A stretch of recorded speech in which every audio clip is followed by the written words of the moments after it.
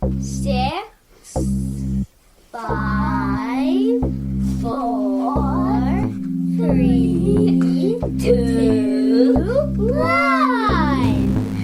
How about we do it again? 6, 7, 4, 3, 2, 1. I think I bought it. Okay, let's try one more I time. definitely Ready? Making review. Making review. Say 6, 6, 5. 5, 4, 3, 2, 1.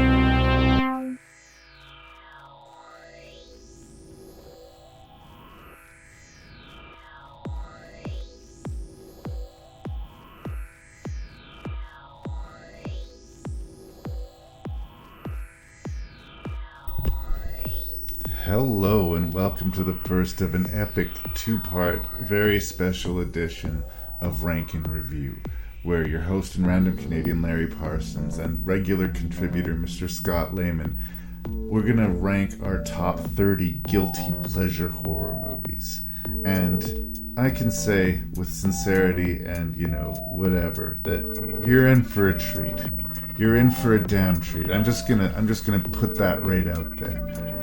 But I'm also going to sort of put an extra rider. I always warn you, listeners, every time that there might be some spoilers and there might be some coarse language. And we're going to talk about movies that have all measure of sexual and violent exploitation and movies that we don't even know why we like, but we like. But this is not me using the critic part of my brain, I guess. This is just some sort of primal thing gets triggered within me, and I just latch on to something that I know in my deepest, darkest heart is not maybe such a great motion picture.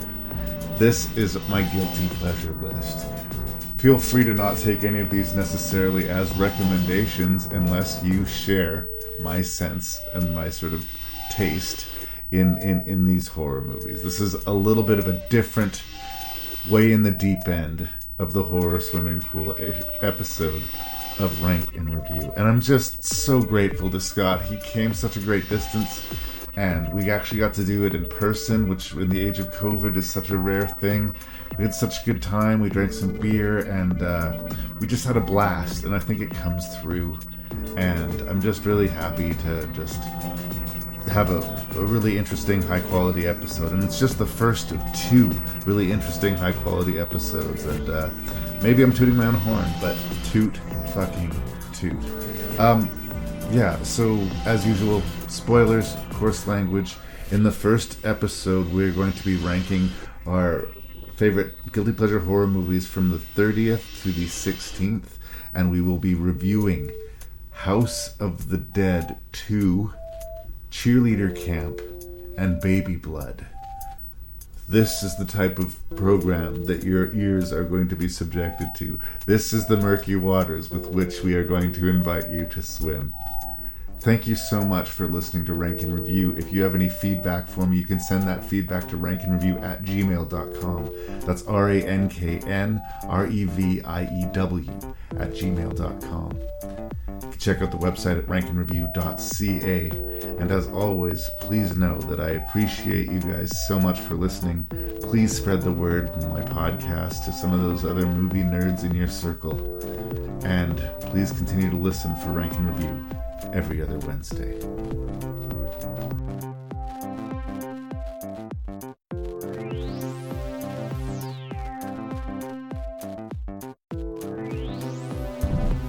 Scott Lehman. Scott Lehman has driven 5.5 hours of highway in the house to be here with me in this hotel room, drinking beers.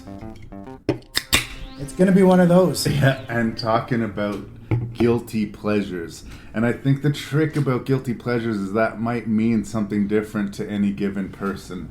So True. More so than any list we've ever done, or as far as like greatest lists or worst lists, like I have the feeling this is going to be intensely personal, but It's wide open. Right? How did you make your decision, and what was your grading on it? Did it have to be a bad movie, or did it just have to be a guilty movie? Where is your what was your guiding light? There's maybe a combination of everything in here, and it's specifically we're doing guilty pleasure horror films. Yeah. So even if they're maybe not like horror, they deal with horror ideas and themes, so they all fit. Yeah, guilty pleasure is different because some of my favorite movies could be considered guilty pleasure. Maybe they're a film that first of all, I don't really feel guilt. I like some bad movies, but I don't feel necessarily guilty about it. I like what I like, and that's who I am. There's a few on my list that I maybe blush a little bit and say I'm sorry for liking this, but I kind of do. But maybe it's because there's bad acting. Maybe it's a poorly written script or really bad special effects, or maybe it's just not a great story, but it has flaws in it somehow. You can see it, and maybe you just like it despite the flaws, or maybe even because of the flaws in some of these cases. Yeah. In other instances, maybe it's just a movie that you feel like you enjoy more than you should, or more than you're supposed to. There's a bunch of different reasons, I guess, why you might. They're not all necessarily bad movies, but they're movies where you can pick flaws too. Yeah. Or maybe for a horror fan, they would look and say, "Well, no, that's a fine film," and I agree. Mm-hmm. But maybe someone your hoity-toity movie critic would say, "No, that's a garbage film." Well, and exactly. I was watching the special features on the Epic Motion Picture Mosquito, and they did this local news coverage in Detroit when they were filming the movie. It's a movie about giant mosquitoes. At the time it was called Blood Harvest, and they're looking for extras. And they cut to the news guys after the story, and the two anchormen looked at each other like, giant mosquitoes, boy, can't wait for that one. And the smug contempt on their face really made me want to slap both of them, because fuck you guys, I love those types of movies. How dare you dismiss them sight unseen? But I'm going to agree with what you said. Most of the movies that I've picked either have very obvious flaws, and I like it anyway, and I'm legitimately a little bit red-faced about liking them. For whatever reason, I like them, but I don't like myself for liking them, or there's some sort of thing that holds me back. Maybe, it wouldn't be the top of the list if someone was like asking me to rattle off a bunch of movies to recommend to them. Even though I really like these ones, maybe they wouldn't make the cut because of pride. They're usually not good for everybody. Yeah. Blanket, they're more personal. This person, oh, you know what? You like this, well, you might like this too. I'm just happy to be doing a live rank and review again in person. People. Holy shit. And this is a fun list to do this way and have a couple beers, because a lot of these movies are best enjoyed with beer, with beer and with a bud, and you can pick apart them, pick out the flaws, and a lot of these in the little reviews we're going to mention the flaws with them, but it's not a negative thing. These are movies that are trying their best sometimes, and you can laugh at the acting, or you can laugh at the special effects, or you can love them. And it's entertainment. Are you entertained? We are entertained by these. Yeah. So I just wanted to say a few things too. There's a couple of things that I just didn't include because I'm no longer ashamed. They might be considered guilty pleasures, but I'm not ashamed. There's a lot of weak entries in the Friday the 13th franchise. Like, I could put Jason Goes to Hell, or Jason in Space, or Jason Takes Manhattan on here, I guess. But the thing is that I actually like those movies. I actually like the Friday the 13th franchise, even the darkest corners of it. I just like, it does it for me. I don't feel ashamed about it. So if someone said, should I watch Jason Goes to Hell? I say, sure, go ahead. It's insane. It's an insane movie. Watch it. But it's not making the list here. I think once I start getting into it, the pattern will make itself clear. But I appreciate you being here. I appreciate you driving all this way. I appreciate you giving me beer.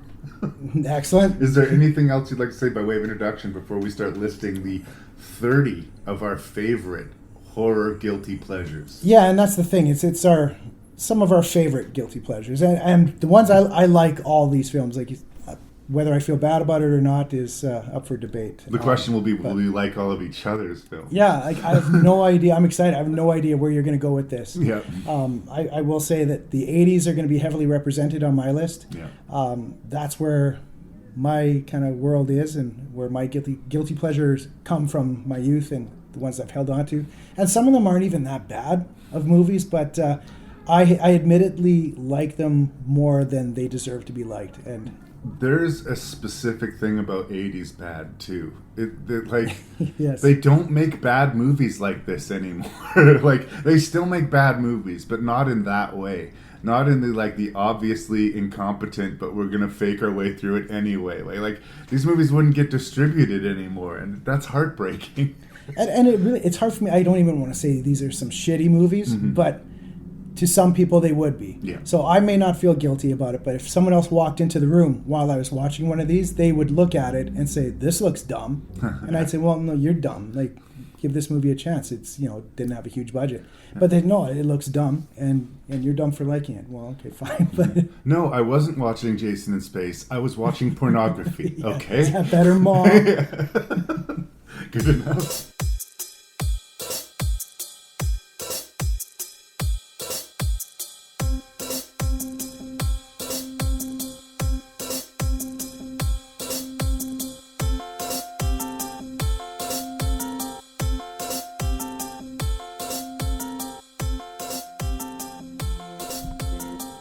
Scott Lehman, my brother, what was your 30th ranked horror guilty pleasure?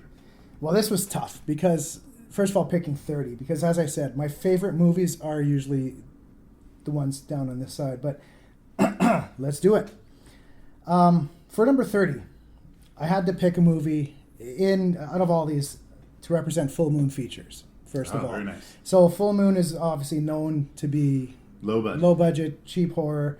They make a bunch of them on the cheap, and if you're going to like a full moon movie, it's probably going to be because it's a guilty pleasure and you kind of get a kick out of it. So I had a full moon movie on my list, and it's number 30. One I chose is called Creepazoids.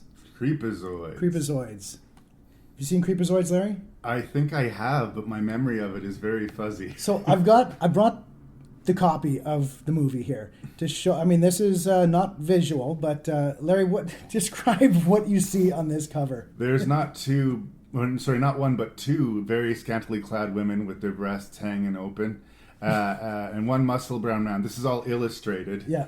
And a huge monster. And the starring feature says starring Linnea Quigley, she of Return of the Living Dead. Right. A lot of satisfactory things are being hit here. It looks cheesy, it looks stupid, and it looks exploitive. And nothing in the movie looks as good as this cover. I believe it. They show. I mean, we have Linnea Quigley, so there's nudity. So there's nudity. That's right. and you have a guy on here that looks like He-Man or something, but no, he doesn't quite look like that in the movie. And there's a monster on the front, which they clearly don't have the budget to do anything that looks like that, so they have to draw it for the cover. But this movie is, and it also hits the full moon, and also I have to have Linnea Quigley somewhere on the list because she's a guilty pleasure in her own right. Now, I got to read you the back here. This movie was made in 1987. World War III has turned the world into a smoking cinder. The year is 1998, 6 years after the nuclear apocalypse. I'm just going to stop there. I just think it's that right there is kind of, which is 6 years after. So, and that's only, 5 years after the movie was made. So they did not have high hopes. But movies like this, if you're going to base your movie in the future, make it an unrealistic day. Say in the year 3025. Your movie won't be remembered by then anyways. Yeah. Don't make it 5 years in the future and have, or just say the distant future. But my memory of that movie is that it sort of looks and feels like the sci-fi movie that Bob and Doug McKenzie make at the beginning of Strange Brew. I can't actually recommend this movie. It's really not good. But for some reason, it's sort of endearing to me. It has, I say, my tagline for this should be, come for the shower scene, but stay for the mutant baby attack at the end. Okay. There's giant rats in this movie that only move if the actor throws it. It's perfect in that way, but there's really no redeeming quality. Even the shower scene, yes, you get a quickly shower scene, but there's this. I don't want to spoil too much of it, but the creature has a baby come out of it, a mutant creature baby that crawls very slowly towards the hero, and the hero picks up and throws it. And then the baby crawls back to him and repeat. And this happens about 3 times, and it's horrible. But the way this creature looks, you just kind of got to see it. Well, I guess I'll have to revisit Creepazoids. Well, if you got 70 minutes to spare. Yeah. I mean, 6 of that is credits. So minimal time investment. Yeah. All right, my 30th position one. This is a bit of an anomaly in that I don't think that this is a really bad movie, but there is a lot of shame sort of connected to it.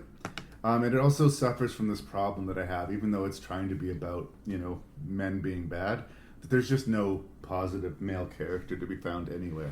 Jeez. But the description is vagina dentata. Oh, yes. Yeah. And the movie's called Teeth. It's from 2007. It's directed by Michael Lichtenstein, I think is his name. And the star is Jess Wexler. She actually showed up in that cannibal movie that Eli Ross did, the Green Inferno. Yep. I do think she's a good actress, and she's really good in this movie. But the movie is all about making you feel uncomfortable and all about punishing evil men. Yeah. And who wants to watch the Vagina Dentata movie, you guys? It's nowhere near as gross and exploitive, like it doesn't belong in the same breath as Creepazoids, for instance. But there is a lot of shame and guilt surrounding me and this particular picture. Yeah, as a guy especially, probably. Hey, hon, you want to watch this movie about a woman with teeth in her vagina? You have that movie? You paid money for that movie. I'm not. Yeah, it's nowhere near as gross as the description would suggest. No, that's true. It is actually a pretty interesting movie, but I do have some negative emotions around it. But in a lot of ways, it's one of the most quote-unquote legit movies on my list. Wow, So, I can't wait to see where we're going then. But, so that's my 30th position, Teeth. Okay. No, that's interesting. Well, yeah, I don't feel like it's not too trashy either. You're right. It sounds like it's going to be worse than it is, right? And I never did mention, the movie never does say what a creepazoid is, by the way. It's, anyways, number 29 on my list. I'm going to 1979. 5 years after the Texas Chainsaw Massacre, we got the classic Microwave Massacre. Oh, wow. I've been hearing a lot of talk about this movie recently. Has it been, recently rediscovered? Well, this is the Arrow Blu-ray. So, all these guilty pleasures are having, boutique DVDs and Blu-rays releasing, expensive copy of it. Yeah. I don't know if it's... I don't know, man. It is so cheesy, and it's really trashy. Jackie Vernon is the star.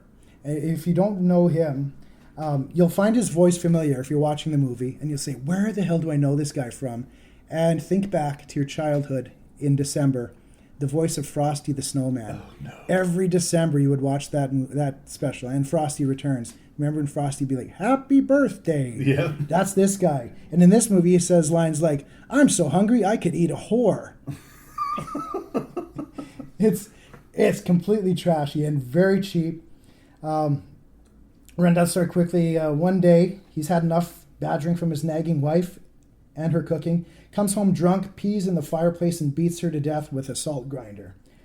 He cuts up her body parts, wraps them in tinfoil, puts them in the freezer. However, one day, by accident, he takes something out of the freezer to eat, and apparently it's his wife's hand, and he gets a taste for human flesh, and so he starts killing hookers, and it's so a very relatable premise. Yeah. I mean, there's very cheap effects, cheap gags. They try and make it humorous. A scene of him buttering a naked woman on a huge slice of bread. Stuff like that. It's very bad and hypnotic. The $70,000 budget, I heard that $20,000 went to Jackie Vernon, so there wasn't much left for anything else. And it shows. But Microwave Massacre, you know what you're getting into if you get a movie called that.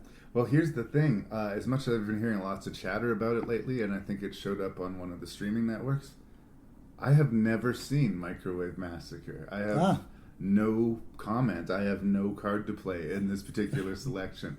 I will give it a watch on the basis of your choosing it for the guilty pleasures, but I will measure it that it made 29th position. It has a guilty pleasure only, yes. It was on Tubi a while back, so it might be still there, yeah.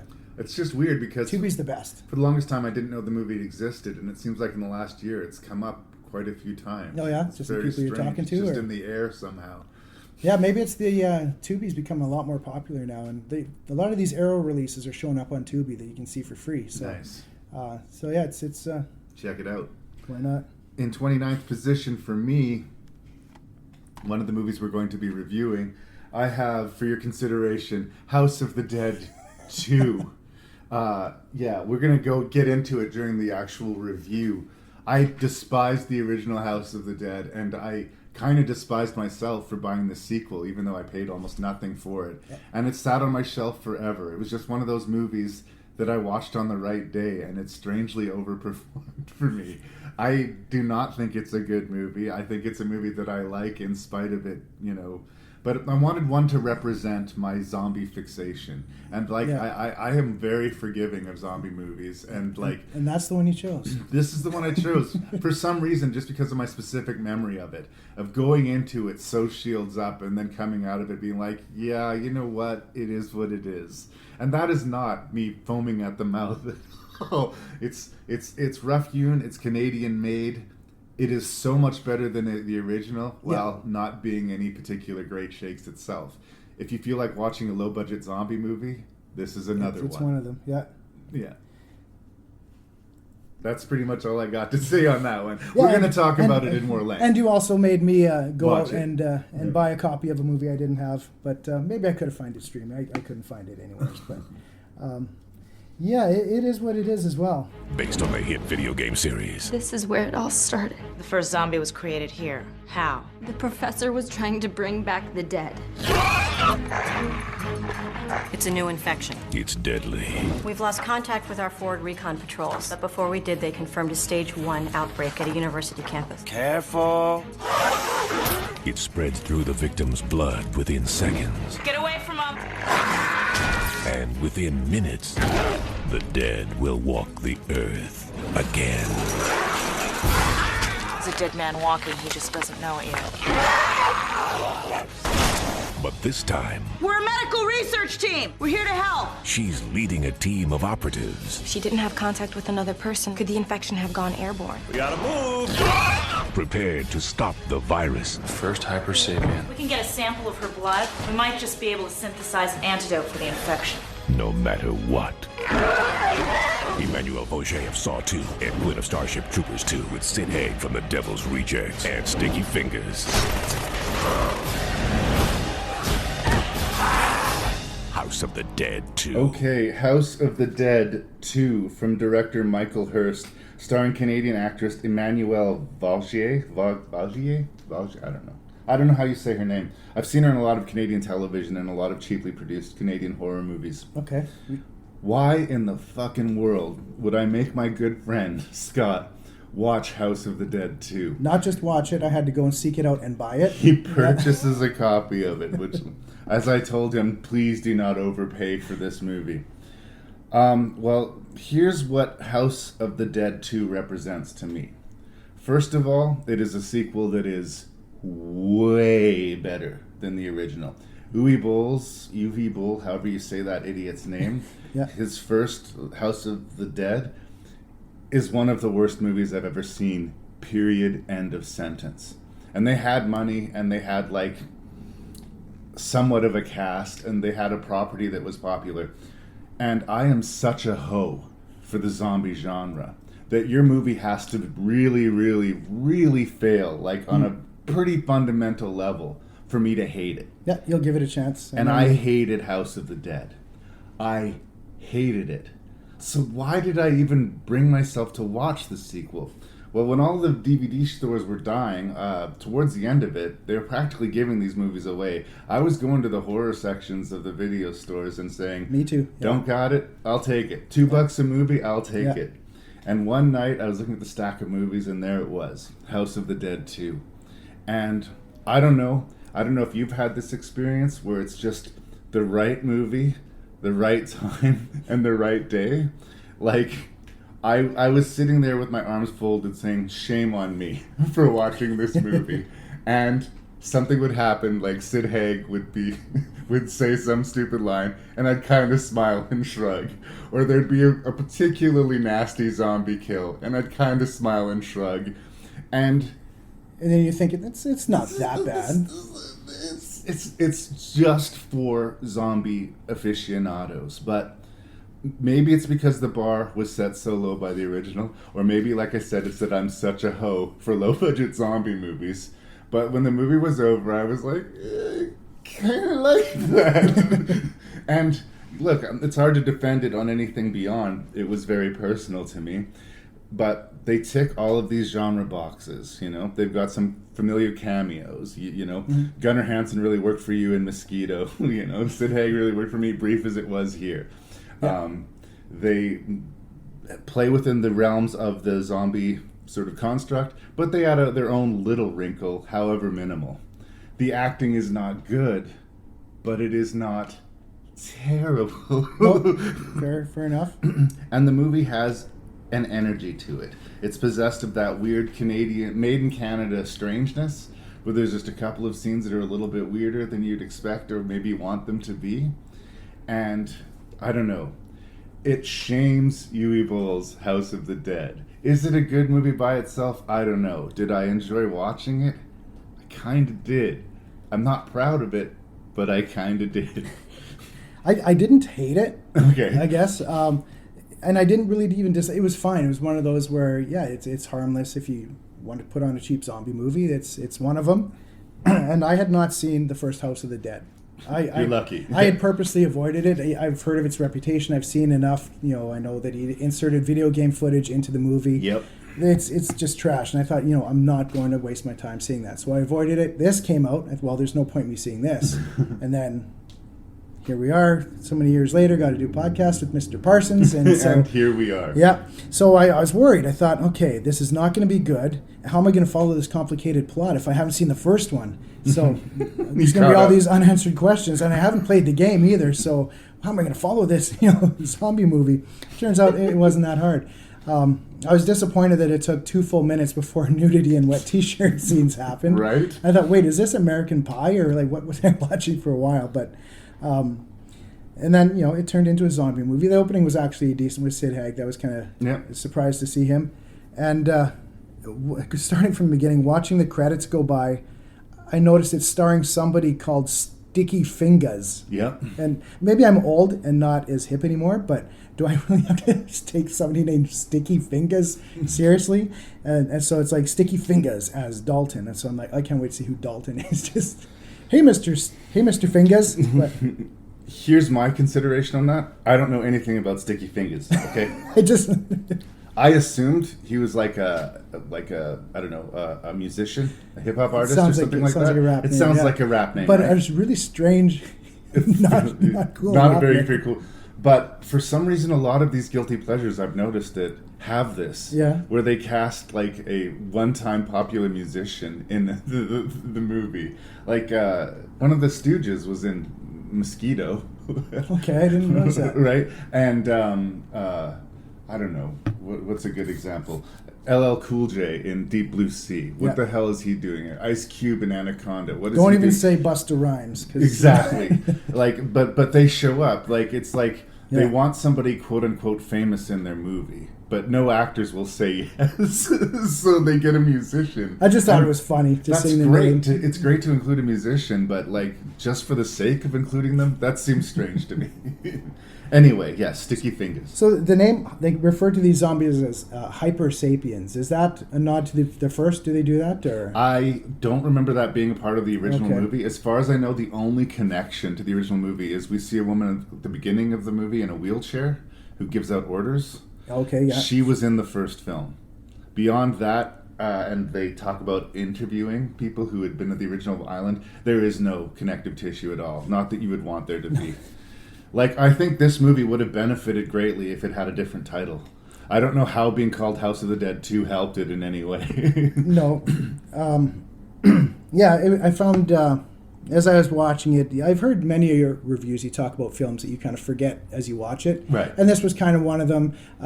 It was just on, and it was kind of happening. And at a certain point, I realized, wait, what's happening? Because maybe I zoned out or something, kind of rewound it a bit, saying, no, I didn't miss anything. It's just happening.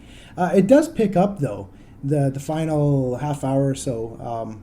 It did increase in its interest. All of a sudden, some of the deaths started to matter a little bit?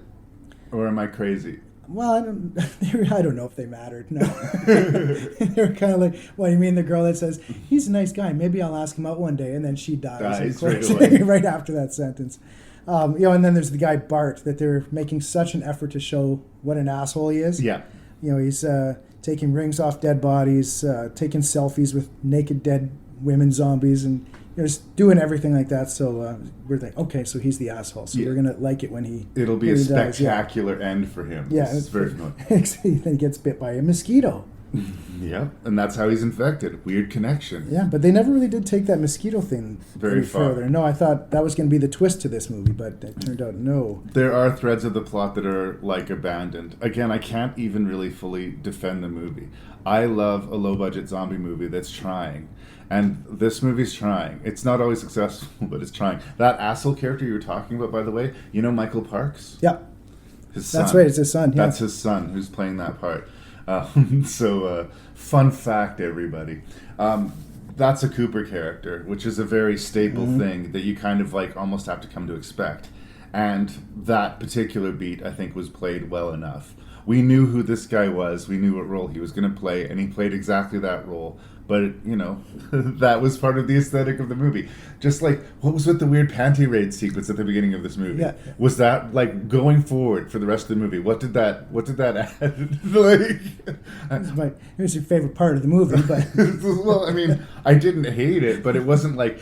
It was completely adjacent to the, hyper military squad that specifically deals with zombie outbreaks. Yeah. And just to show us the difference, I guess, in the university before and after, I guess. Look, it's all fun and games. We're all drinking and partying, and now we're all dead. Yeah. I don't know.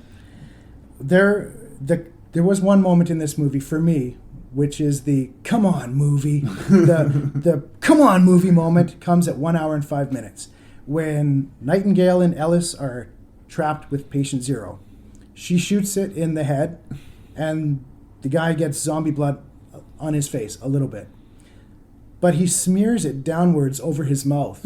If you recall that, he's like, oh, there's blood on me, and he smears it down, and it goes in his mouth. It's on his teeth. It's like, we've already established that the virus is transmitted through blood. Yeah. And that happened. I'm like, come on, movie, why did you do that? And there was another part where a zombie jumped out of a locker. Yeah. I thought, why was the zombie in the locker? It's that movie's version of the cat jumping out of the cupboard. Yeah, I've become more aware of this. I noticed this when we reviewed the Phantasm series, too, with those weird dwarf monsters. Yeah. There's a scene where a dude opens a cupboard, and there was a He's dwarf inside. monster just waiting in the cupboard to pounce.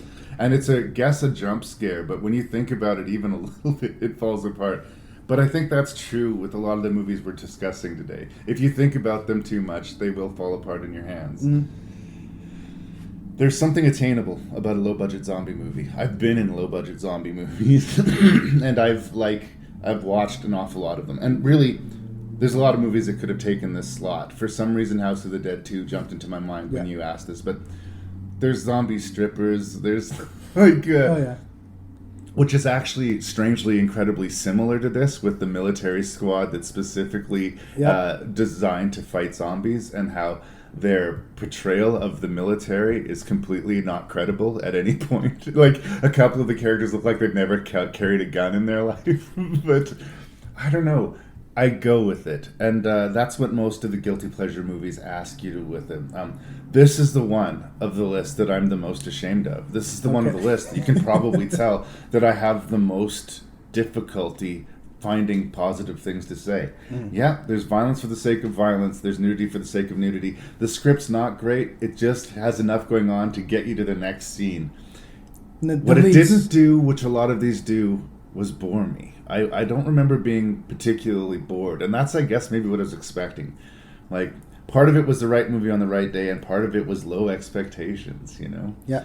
I really wonder if I watched this same movie on a different day with more of my shields up, if I would have just hated it. Like, is it that specific of an experience? But here I am defending House of the Dead 2. But again, Part two, guys. For sure. One thing I found interesting with it was their mission overall was to get a blood sample from patient zero, right, to try and develop a cure. So they succeed in this. And when they're leaving, they drop it, they're attacked, and the vial breaks, and they realize they have to go back. for the big hero mission. Yeah. And so you're gearing up for it. And that's when I thought it kind of picked up. So, all right, we're going back in. We know what we got to do. We know where everything is. This is going to be a good finish. They go back in. Some of them live, some of them die, but they do succeed again. And fucking drop it again. And it's like... And credits. Yeah, I said, wow, they failed twice. That was a surprising twist, I thought, but... But again, was it a surprising twist, No. or was it like there'll be another House of the Dead? Hope, hope, hope. Well, you know what's funny with that? There's another movie. You ever heard of Dead and Deader? Oh yeah, okay. You have it, or? I don't, but I've heard of the film. It's a film I actually started thinking about when I was watching House of the Dead too. I thought, I have this film Dead and Deader. It's a made-for-TV movie, I think sci-fi or whatever. And it's similar in that it's decent, it's okay, and there's some good stuff, an attractive cast and zombies and military. But I started to think, maybe I should include Dead and Deader on my list. It's not bad to kind of represent the made-for-TV zombie thing. Then I did a little research, and Dead and Deader was originally going to be House of the Dead 3. Oh, weird. And I didn't realize that, and then so I scratched it off my list. All right, one House of the Dead being reviewed is enough. But yeah, if you're interested, and then I guess they had trouble getting the licensing rights, so they changed the title. But well, and like really, it's that big a property. This is that's University gonna of the Dead, right? And it has nothing to do with the video game at all.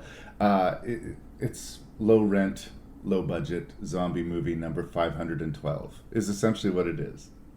Exactly. Yeah. Good enough? Sure.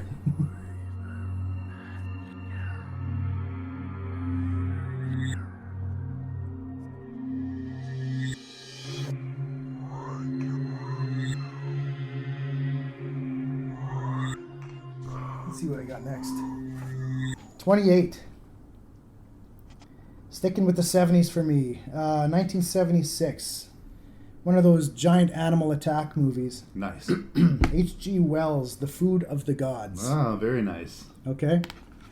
Story of growth hormone type thing that's bubbling up from the ground, and I guess they're trying to feed it to the chickens to make more money on the farm or something, but accidentally the rats get into it and various other critters, and they become under attack by giant rats in less than convincing special effects. Yep. Keeping in mind it's 1976. Yeah. And I do think they do some okay things with it for the time and what they can do. I mean, although 3 years later we had Alien, so I don't know. It's kind of weird, but yeah, you have rats that are clearly climbing on toy cars. Yeah. And model houses. They got split screen with full size and then miniatures. I really like the attempt that they make, but it's pretty laughable too. This is one of the movies that I remember seeing when I was a little kid. Okay. And thinking it was amazing, and then renting it from the library when I was like in my teens and thinking it was like laughable. Like it had not aged well for me. That's a totally decent pick though. I absolutely understand your selection. And there is a lot to choose from in that era of the 70s, a sort of post-Jaws, we need to make a big monster movie thing. Shout out for my buddy Lee Beckman. Night of the Lepus is the one that has a bunch of giant bunny rabbits. And that's going to be the side shout out. I thought about that one as well. Yeah. and I think the difference was at no time are the bunnies scary at all. No, they're it's only ridiculous. Yeah. There is a few sequences in the Food for the Gods where the idea behind it is actually solid. There's one decent scene where a giant rat comes in the window and the lady's whacking at it with a meat cleaver. Yeah. And it's kind of cool. And the guy, he's fighting a giant cock. Rooster. That was okay, but Night of Lepus was one that I considered as well. Yeah, that whole sort of niche of 70s animal movies. I love Grizzly.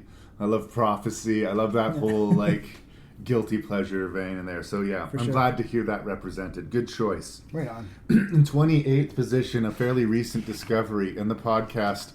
My friend Lee Beckman and I took on the entirety of the Leprechaun franchise. Thank God. Finally. And I wanted to bring your attention to Leprechaun 4. Leprechaun in Space. Yeah. Containing characters like Mr. Mittenhands and this weird princess who, if she shows her breasts to you, that's considered a death sentence. A guy gets his face squished into like a plastic pancake looking thing. Yeah. The leprechaun erupts out of a dude's penis. Like, the movie is fucking out of its mind. It's ridiculous. And I'm not a fan of the Leprechaun franchise, and this was such a relief, such an island of like enjoyment in this ocean of shit that I'd been swimming through with the Leprechaun franchise, that I ended up liking it maybe more than it's worth. But when I was coming up with the list, I was like, no, I think Leprechaun 4 has got to be there. Really? It's not high on the list, but it made the list. I'm very because surprised. it's a Leprechaun movie that I actually had some fun with. Yeah, in that case, it definitely belongs there for sure. Yeah. And I'm just surprised. I didn't know you liked it that much. And I'm totally happy right now because you're not going to believe this. No, don't tell me. 27. I pulled out the same Leprechaun, except this way I'm going with the original. Oh, okay. And I thought, my notes here, I thought, this is where we're going to fight. 'Cause Right. I listened to you and Lee shit all over the Leprechaun franchise for 2 hours. Yeah. And I thought, I'm going to have to go there and defend Leprechaun for a minute. But hey, you put Leprechaun 4. I have a fondness for the first one. And I think what you and Lee were pointing out is all the flaws are kind of the things I like most about it. It's very uneven. At times it's too violent for kids, and at times it's too kind of sweet and sugary for horror fans. Yeah. So, but I kind of like how those movies where it doesn't know where it fits, and it's very awkward. I think the Leprechaun, the character is kind of, I think he looks kind of creepy. The makeup's good. It's kind of neat seeing Jennifer Aniston in a movie that she doesn't belong in, that you would never expect to see her. I remember thinking she was very Rachel in it, though. Yeah. Like, everything was gross. Ew. But yeah, sometimes it's light and fluffy, and sometimes it gets very violent. You had mentioned that it suffers from the Chucky problem a bit. Yeah. How you say you could pick up Chucky and throw him across the room. Yeah. I get that, and I agree with that with Child's Play. But I don't think you could throw the Leprechaun. I can't throw him across the room. I mean, he's got some girth to him. He's got those claws. I think it'd be a little tougher. He'd be a I don't know. Hey, we both had a Leprechaun That's movie cool. right here. No, for me, it's the physical intimidation factor. I'm also a big guy. Yeah. But this is fun, though. I like because both Scott and I have all the movies here, so we're showing them to each other. For a second, I thought we both ranked, like, Leprechaun 4 in the same spot. And I thought, like, are we, on some level, the same person, Scott? Maybe. I mean, we're not going to go 30 for 30, but if you get 5 of the same titles as mine, I'll give you a prize this time. But, hey, I'm going to count that as 1. Yeah, that's close enough for government work. So with Leprechaun, I was also going to do a little shout out to a very similar film, also written and directed by the same guy, Rumpelstiltskin. Rumpelstiltskin. Okay. Yeah, 95, I think 2 years later. It's the same idea. If you like Leprechaun, Again, Rumpelstiltskin's more of that. It's that's very another hard. one of those movies that I remember I watched, but It's I very have hard no to find memory now. of it. Yeah, I found a copy of that when a video store went bankrupt. So Bankrupt. that's the only way you'll get that right now, really. But Yeah, I have no memory of it, but yeah. Yeah, Yay, it's- we both have leprechauns. In 27th position for me, I am a fan of the director Tommy Wirkola. Maybe to a degree too far. He did these 2 Dead Snow movies okay. with Nazi zombies I in love the Dead snow. Snow, yeah. And they're lots of fun. His attempt to break into Hollywood was Hansel and Gretel Witch Hunters, which is a fantastically stupid, ridiculous movie. And I had thought that it was going to be one of these things like the Snow White thing they did with the Twilight Shade. Yeah. Where it was like I thought the same a thing. PG reinventing of it for the family. This is an R-rated reinvention of Hansel and Gretel for no one. Like, it's completely bonkers. It asks to be taken seriously one scene, then it's completely a cartoon in the next. Yeah. There's stakes in one scene, and then we're asked to just sort of shrug it off in the next. Mm-hmm. Some of the characterizations are just hugely over the top. I think Famke Johansson is kind of embarrassing at times in the movie. But somehow cumulatively, it becomes this fantastically entertaining thing to me. It kind of is, yeah. Like, I can't say that it's good, but I can say that it is entertaining. And it's weird because I was resistant to it.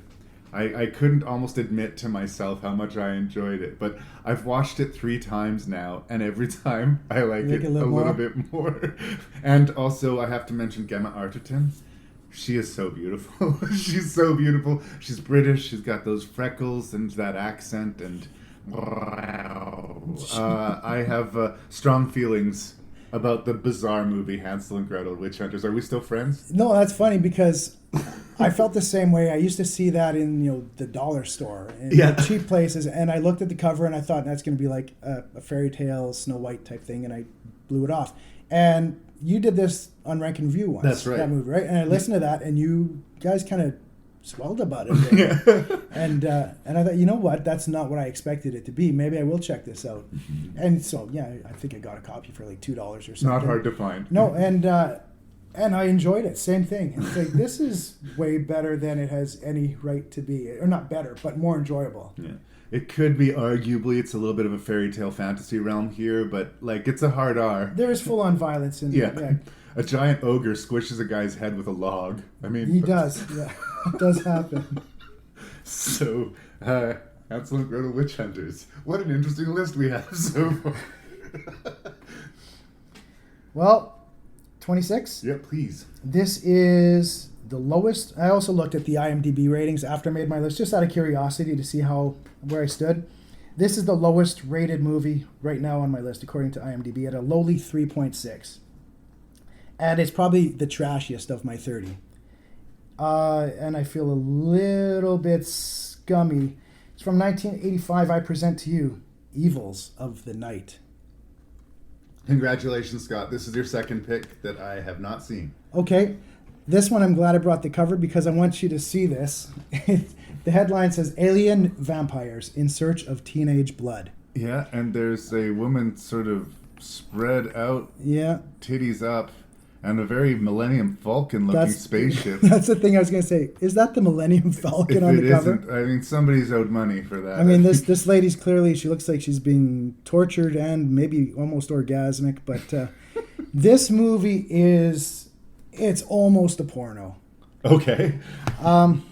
It's pretty graphic with the sex. Well, look at the cover. I mean, it just drips in sleaze and cheap sleaze. I feel a little bit of guilt with this one. This one is a true guilty pleasure. It's the only way it can be enjoyed. Right. This was a late addition to my list. I thought about, Evils of the Night. That needs to be on my list. So I pulled it out, gave it another watch, and I said, this one's got to be on the list.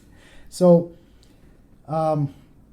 nudity galore, there's a lot of sex scenes, but you won't accidentally see any men's parts because the men keep their jeans on during the full sex, and they're full on having sex, except the men have their pants completely pulled up, buckled up, everything. Well, we wouldn't want to be subjected to any gross male movie. And it's kind of hilarious that way.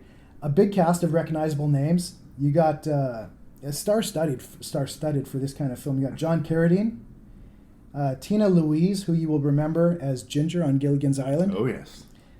Julie Newmar, most notably known as Catwoman in the old Batman. Various porn stars in supporting roles. Really, really cheesy 80s soundtrack. Like, everyone starts having sex and they start playing this like cheesy 80s love song over it, and it's just ridiculous. But yeah, so these aliens come to Earth and they need to harvest the blood of young teenagers. They have to be between 16 and 24 or something. And the bigger the boobs, the better. Yeah, and all the aliens even look like they're from some porn planet. They're all dressed in these like short skirts. A couple of them seem like they're lesbians. They start rubbing each other's legs.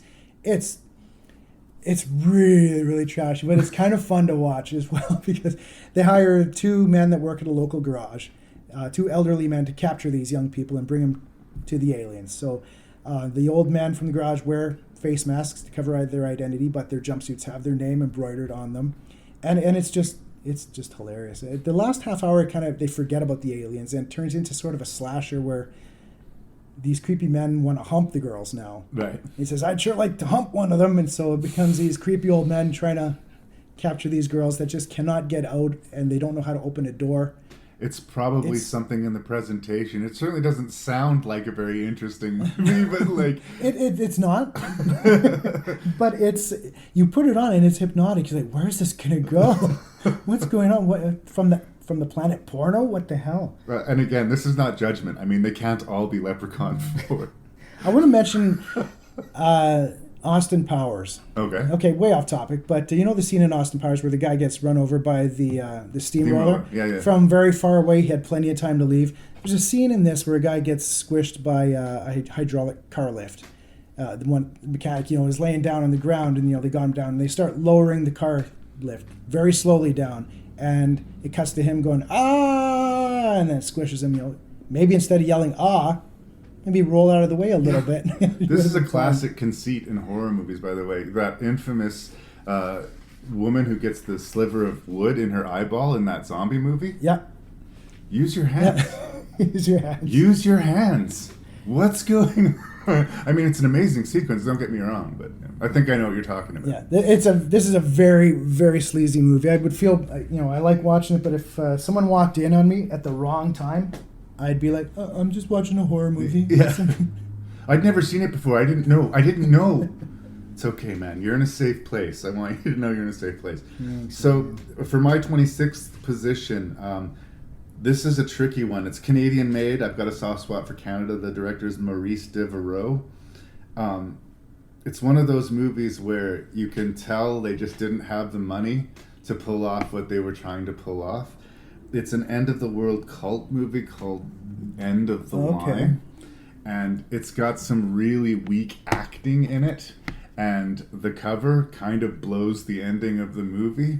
See, don't you hate when they do that? A lot of the punch of the movie is taken away from it right away. But it's full of these weirdly great tiny moments where you can sort of see the movie suddenly lights up and becomes alive. And you can tell if they had more money or more time, how this could really have been something kind of great. As a result, it's almost embarrassingly amateur in its execution. So you just end up cheering for what it wants to be more than what it is. Okay. Which is maybe why it's ending up in the guilty pleasure. But there's just a few scenes where the movie just really goes for it in a way that like you weren't expecting. There's another movie I'm going to talk about later on down the list that does this. But in this case, there's all these cultists that decide it's the end of the world. And they show up in the subway station and they just start massacring everybody there. And a few people manage to hide in these different pockets and they're escaping from the cultists.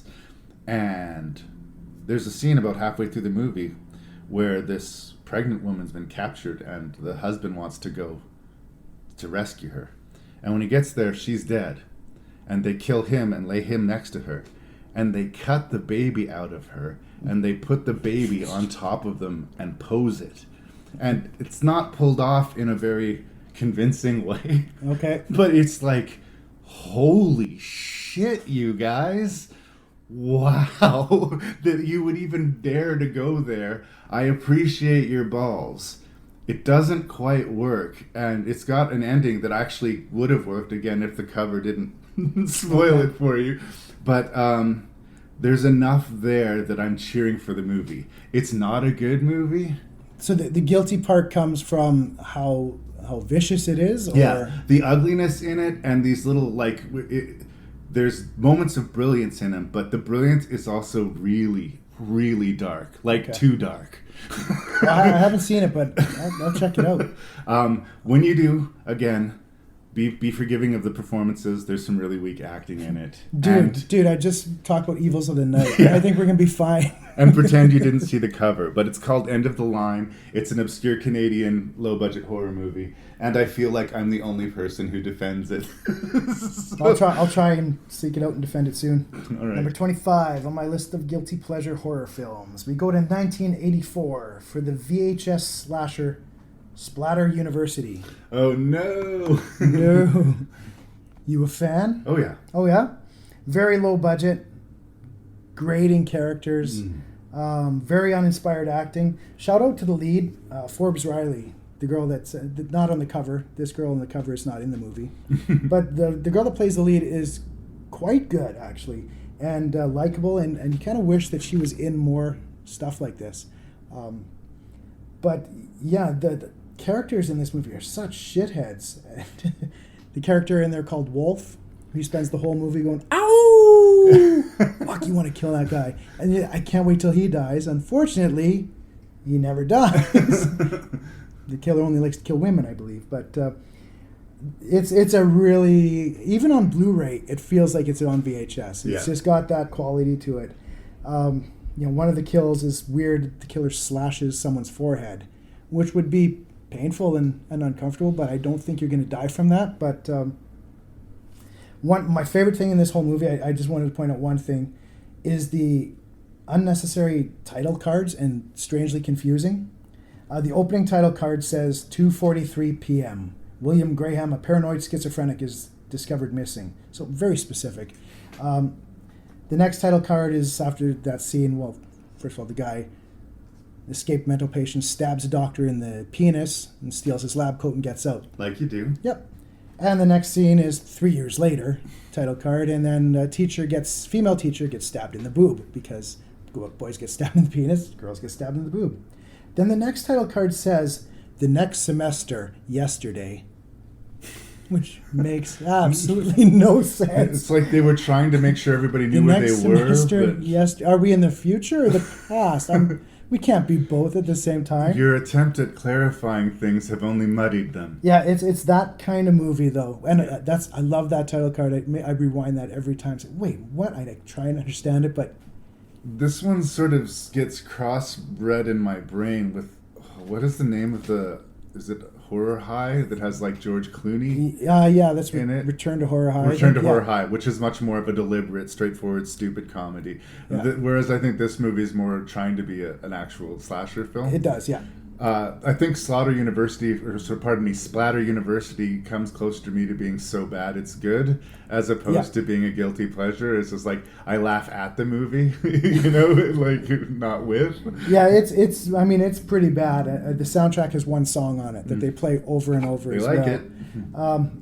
Nobody who watches it likes it, but I was getting it confused as well at first with Slaughter High. Right. And I was thinking about Slaughter High, and then I rewatched that, and I thought Slaughter High is actually, I think, it's a much better movie, and I think it's more, for sure. Yeah, it's more of a legit slasher. This one is very, very rough for not the right crowd, but I present Splatter University at number 25. Very nice. This is going to be one of my first quote-unquote controversial picks, in that it may or may not qualify as a according to Hoyle horror movie. Uh-oh. It's called Vampire's Kiss. It stars Nicolas Cage and Maria Conchita Alonso.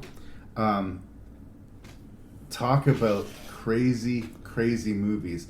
Nicolas Cage is like this weird New York accountant guy, and he's got this strange voice. It's very, very specific in his delivery of the character. And he has a night with this beautiful woman, and she bites him, and he becomes convinced that he's a vampire. But as the movie goes on, we become less and less convinced that he's a vampire. But he is super fucking convinced that he's a vampire. And this is one of the very first Nicolas Cage pulls out all of the stops in his performance. Okay. Like, he is batshit out of his mind.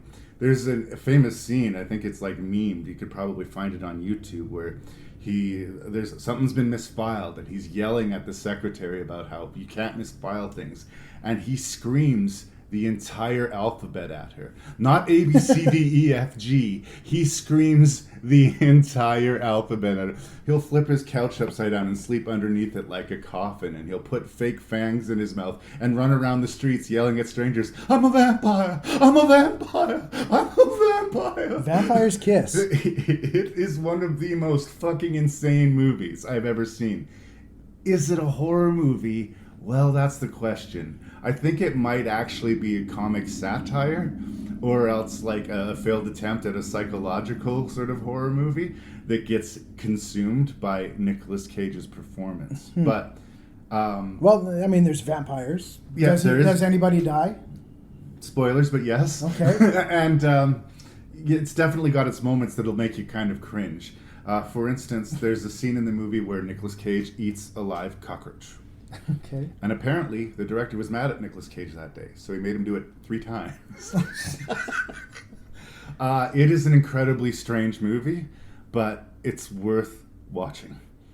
Vampire's Kiss. But not for everybody. Not for everyone. But it's maybe definitely, for me. definitely guilty. I would be very curious to hear what you had to say about it. So, Vampire's Kiss. What year is that from? 89, I want to say. I kind of put these all together in a collection to save shelf space. So. But yeah, I want to say 89. That sounds right to me. It's not going to tell me. I don't know. Anyway, that's my choice. Controversial, but Vampire's Kiss. Okay. 24. Everybody, well, I got a zombie movie coming up. Everybody talks about Zombie 2. And Yes. you even referred to I brought it Zombie up 2 earlier, didn't I? But nobody ever talks about Zombie 3. Is that Killing Birds? Or There's which one's- probably good reason, but my pick at number 24 is Zombie 3 Oh no, that's not the birds. by Mr. Fulci. Zombie 2 is a good movie, but Zombie 3 is a sequel to it. Again, it's kind of a bad movie that's a lot of fun, and there's all kinds of zombies in it. There's no uniform... No rules. No. Some of them are the slow Romero zombies. Some of them carry machetes. Some of them can do kickboxing. You don't know what's going to happen next. Some of the zombies hide. They like hide under hay bales. Some of them fall from the sky. It's ridiculous. It's if someone walked in and said, "What the fuck is this?" It's Zombie 3. This is what happens. But it's got beautiful cover art. Yeah, nice cover art. It also has, I'm assuming, zombie fish, because at one point a lady falls into water and the hero jumps in to save her, and by the time he gets in the water, her bottom half is missing and she's turned into a zombie. So there must be a zombie fish in there. Zombie I'm piranha. assuming maybe it's a zombie piranha. What else did they have? A flying zombie head out of a fridge. You recall that? Yeah. You open the refrigerator, there's a zombie head in there, and it propels itself forward. And that's the point when you realize, oh, it's a stupid movie. Let's not fight this movie at all. Yeah, No. see, for me, if it's going to be a zombie, flying zombie head, it's got to be Cemetery Man, or you're just wasting Yeah. your time. These are weird ones because I should love the Fulci zombie movies, but I'm only kind of so-so on them. They all started because Dario Argento did an alternate cut of Dawn of the Dead, Yeah. which became Zombie. Then Zombie 2 came out, which had that amazing zombie versus shark and Mm-hmm. the splinter in the eye. And then 3 and 4 and I think maybe 5. But it just kind of, I don't know, it's diminishing returns to me. I have seen all the zombie movies. I know exactly the movie you're talking about. It just didn't quite make my list. That aesthetic doesn't do it for me. I did include some zombies here, though. Yeah, and I think I kind of dig the Italian Oh, yeah. stuff as well. I love how they're just okay with nudity. Yeah, They're just okay with it. Like, whereas even in Piranha 3D, which we were going to review, like, they're making a statement by having all of this gratuitous nudity. It seems like most of the time with an American film, they have to justify the nudity, whereas in a European film, here's a chick in a shower, enjoy. yeah. Here you go, boys. What else? There was another thing about this. They have not zombie birds, but birds get infected by this virus, and it's kind of an interesting idea because the birds then carry the virus and transmit it across the land. So that's one way to get more people turned into zombies. And I just mentioned that because this idea will be explored later on in my list to excess. But the idea, I feel like, was started kind of here. Yeah, the gore's good. Gore's really plentiful. There's scientists that are working on a cure, and they are so hilariously unconvincing. They're just like on a chalkboard writing random equations down. One of them even says to the other, "What if we tried this molecule with this molecule? Maybe." And That's some good science great. person. Yeah. And you know what? It's a gleefully good time, and I think I probably enjoy it more than Zombie 2. Oh, wow. Okay. But, and I love Zombie 2, but this one I feel like, yeah, no one I will give no one it a- else really likes it, I feel like. I will revisit them. I kind of got them all in a bunch like a while ago, and I watched them in a flurry, and they might have sort of blended together, but it didn't pop out in my memory.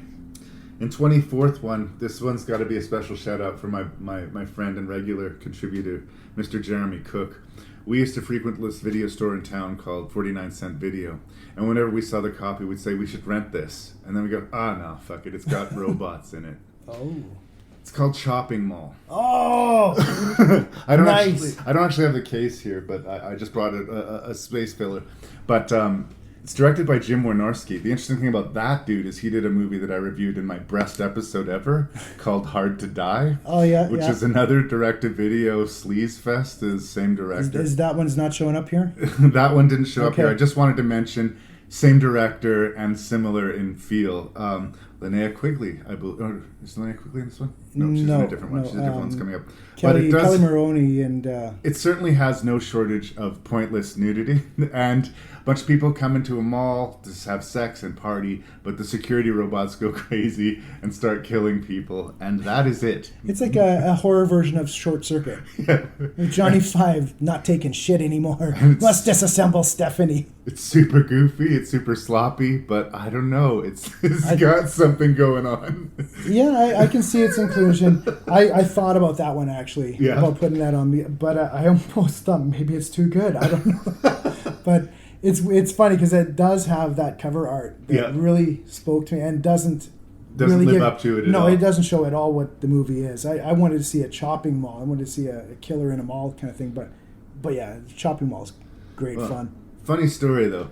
Like I said, for years, Jeremy and I would make a point of not renting shopping mall. Yeah. We'd always call it out, and we'd always not rent it. Is this the week we're going to do it? It was like his 43rd birthday or something like this, and I had got a copy of Chopping Mall on DVD, and I just thought, today's the day, brother. We're watching Chopping Mall together. And we screened it, we projected it at his birthday party. And there's a scene where a screaming woman gets her head exploded by a robot. Yes.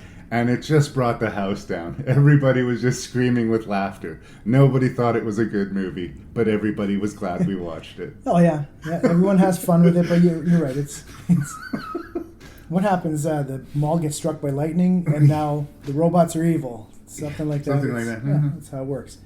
There's not much thought put into it. I'm glad. That's a good choice. That's good. I can dig Chopping Mall. Nice. For sure. That's from 1986, so I do have some 80s representation as well, just for the record. Well, we go from the fun of Chopping Mall to a controversial pick of my own. I think this is one I think we might have some issue with. Uh-oh.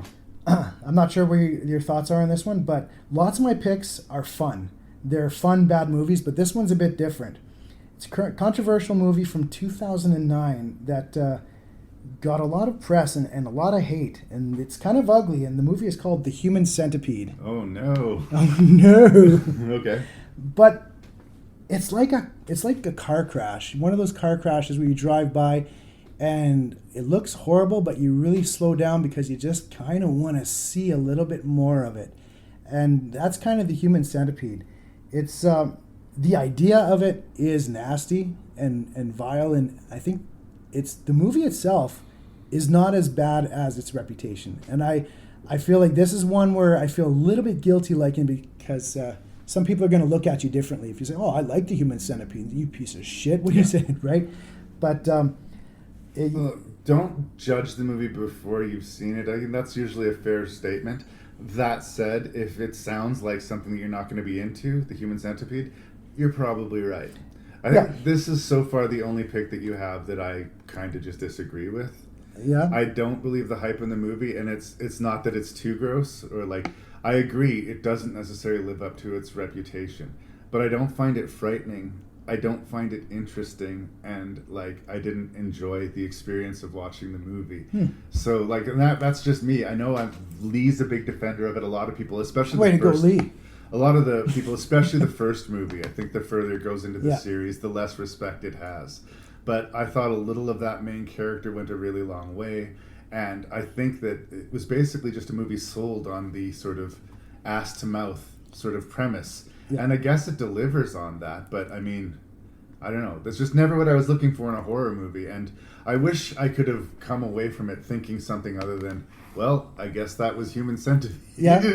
So your enjoyment of it was not there. It just wasn't there for me. But you could see, if you do like it, then maybe that would be a guilty pleasure for you, because it's something maybe you don't want to admit in certain circles. Yeah, and maybe, that's why I say this is a very personal list. It makes sense this is on your list. It just wouldn't be on mine. Right. And of course, I mean, everyone knows the story. It's about that doctor, German doctor, who's doing experiments. He wants to try and sew 3 people together, ass to mouth. Yeah. And I believe that was going to be originally the first Disney animated feature before they went with Snow White. Yes.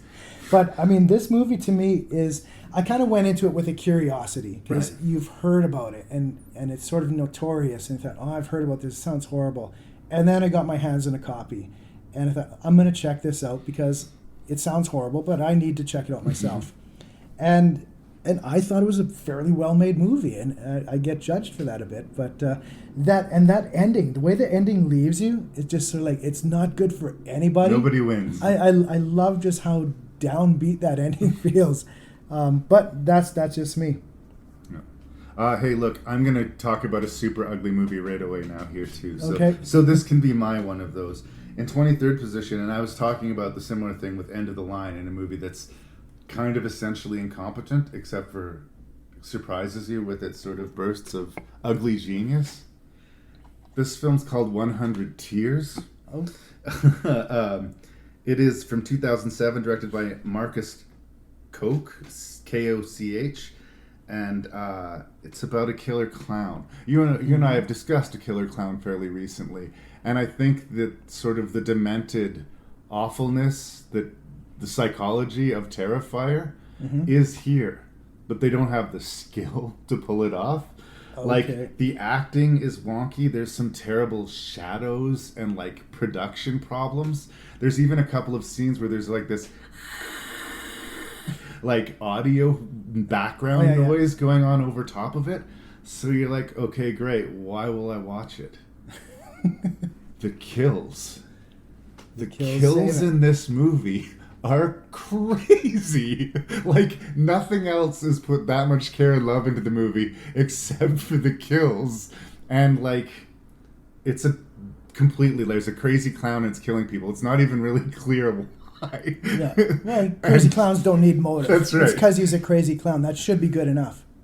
And again, the guilt part of it is like, I'm not ashamed of a killer clown movie. I've watched plenty of killer clown movies.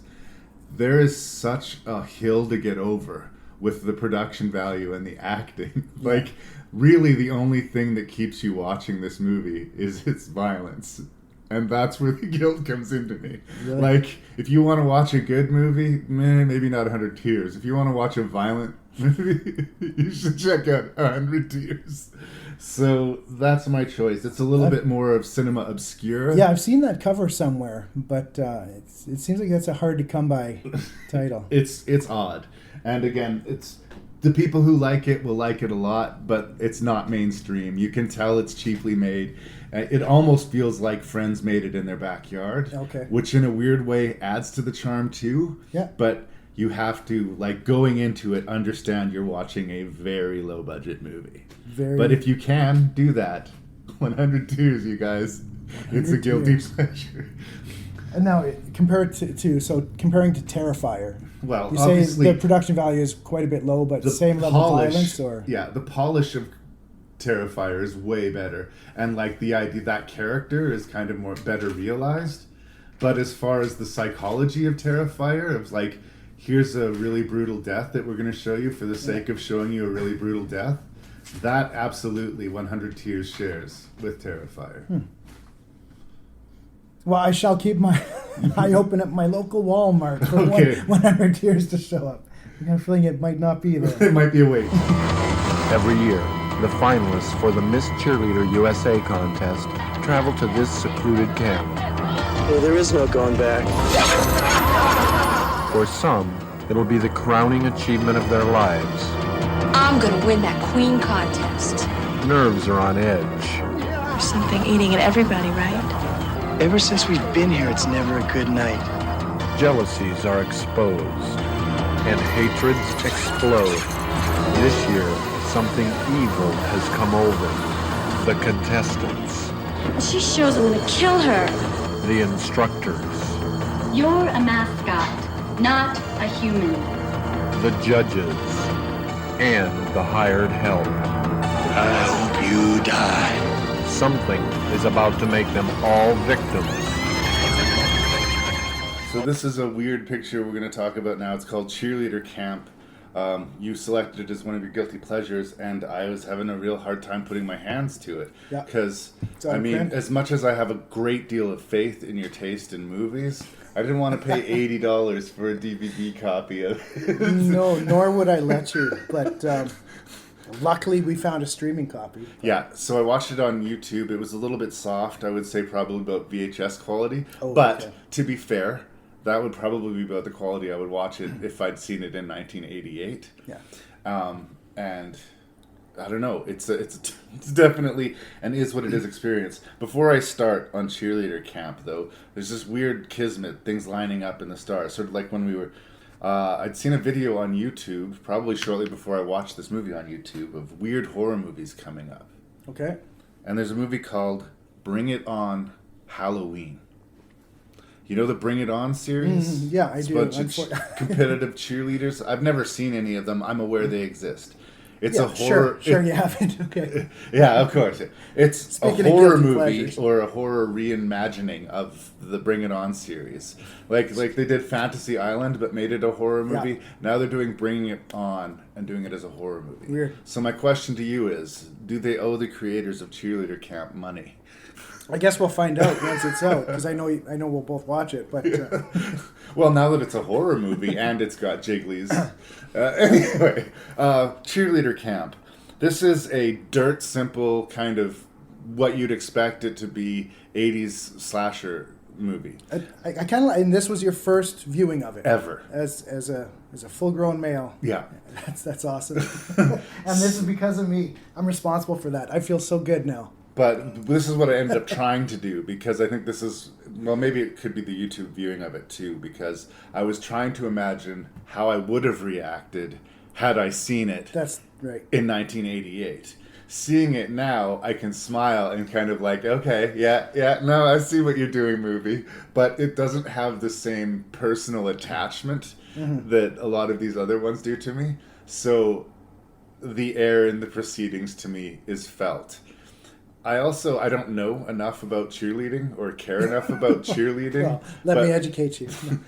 The competition that they're participating in doesn't make a lot of sense to me. None. And the performance that they give, which is supposedly, in air quotes, good, made me want to tear my own face free from my skull. This thing that they do.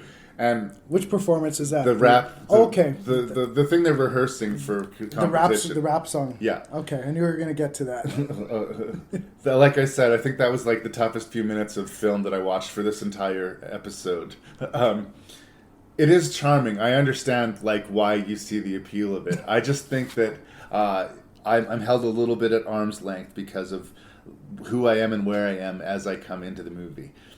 The fat guy who is supposed to be hilarious and funny, but is super gross and rapey throughout the movie. Yeah. I wouldn't have been thinking about that if I watched it when I was 13. I would just be thinking about all the forbidden aspects of the movie. And like I said, I don't know if this mascot thing that they're playing with in the movie, everybody's a cheerleader except for all of the teams have one player who's a mascot who everybody uniformly treats like shit. The mascots aren't even particularly nice to the other mascots. Is this a thing? And then the mascots have to have lunch together and eat with their masks on. Is this a thing though? Is this just created for the movie, or is that a real like? I honestly don't know, Scott. I wrote down a lot of stuff about that. I mean, yeah, the whole concept is ridiculous. The whole cheerleader camp. Is this such a thing? And why are these two guys there? Are they really part of the cheerleader squad? I mean, that one guy, like you said, he's very, very overweight. There's no way that he would make it on a cheerleader squad. And he's this voyeur constantly filming people. Unless he's there strictly for his rapping skills, because he is the lead rapper in the group, and that rap, that's such a great 1988 musical routine. Wow. With the groundskeeper playing with the hose. And and then he starts looking at the girls dancing. He sprays himself with the hose and falls down, and that's supposed to be hilarious, but it's hilarious. Cringy, that whole rap scene. It's hilarious, but not in the way I think that they thought it was going to be. No. But I remember when I was watching, I saw that rap scene. I thought, oh, Larry's gonna love this. I believe that's probably the first thing I said to you when I talked to you. I hate you. But you're right. They call him the comic relief fat stereotype guy, right? And his introduction is in the van on the way to the camp. He says all he wants to do when he gets there is get laid. Yeah. And the next thing he does, he sticks his big bare ass out the window to moon everybody on arrival. So this is how he plans to get laid. So I believe so he gets much for stuck, that. does he not? He does. He gets stuck, yeah. And the camp leader is standing right by the window with his big ass. But the film also stars Betsy Russell, Yes. who you will know more as Jill Tuck in the Saw movies nowadays. Okay. So that's the familiar name. All these movies seem to have one name that you'll see in other horror films. Apparently, 2 of the cast members, I don't know because, believe it or not, I've not seen Breakin' or Breakin' 2, Yeah, Electric that's right. Boogaloo, but 2 of the actors are from that movie, and maybe that would have meant something in 1988. It sure doesn't now. And I'm not sure if you're big on your porn, but there's some porn actresses as extras as well. Very nice. So, bunch of stereotypes. They've also got the dirty camp cook. Yep. The obligatory creepy groundskeeper red herring again. Is he the one killing everyone? No, he is not. But they sure set it up, just like another movie that we're going to talk about. But it's so 80s cheese. It feels like you're watching Meatballs for a while, right? It's like a summer camp comedy that seems to forget for an extended period that it's a slasher film. It takes a while to cook, doesn't it? It does, and I feel like even if it completely forgot it and it just became this story about this ragtag bunch of cheerleaders battling the camp across the lake or something like that, it'd still be an 80s sort of thing that I would embrace. And but yeah, right, there's the cheerleader competition after. And does it even matter? I mean, they never even say who wins. And hey, if we win this, we go to state. Like, what the fuck is this? Then there's a mascot contest where it's by round of applause. It's so crazy.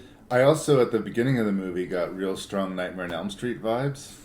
Because we open with this character having this nightmare. Dream, yeah. Apparently the film was originally, when it was being shot, called Bloody Pom-Poms. Bloody Pom-Poms, yeah. So the whole business of the pom-poms and her visualizing, being judged and failing. And again, the movie's trying to make us think that she's the killer. And they're going so hard on it that, once again, like the other red herrings, there's no part of me that believes that she's the killer. They're just trying too hard.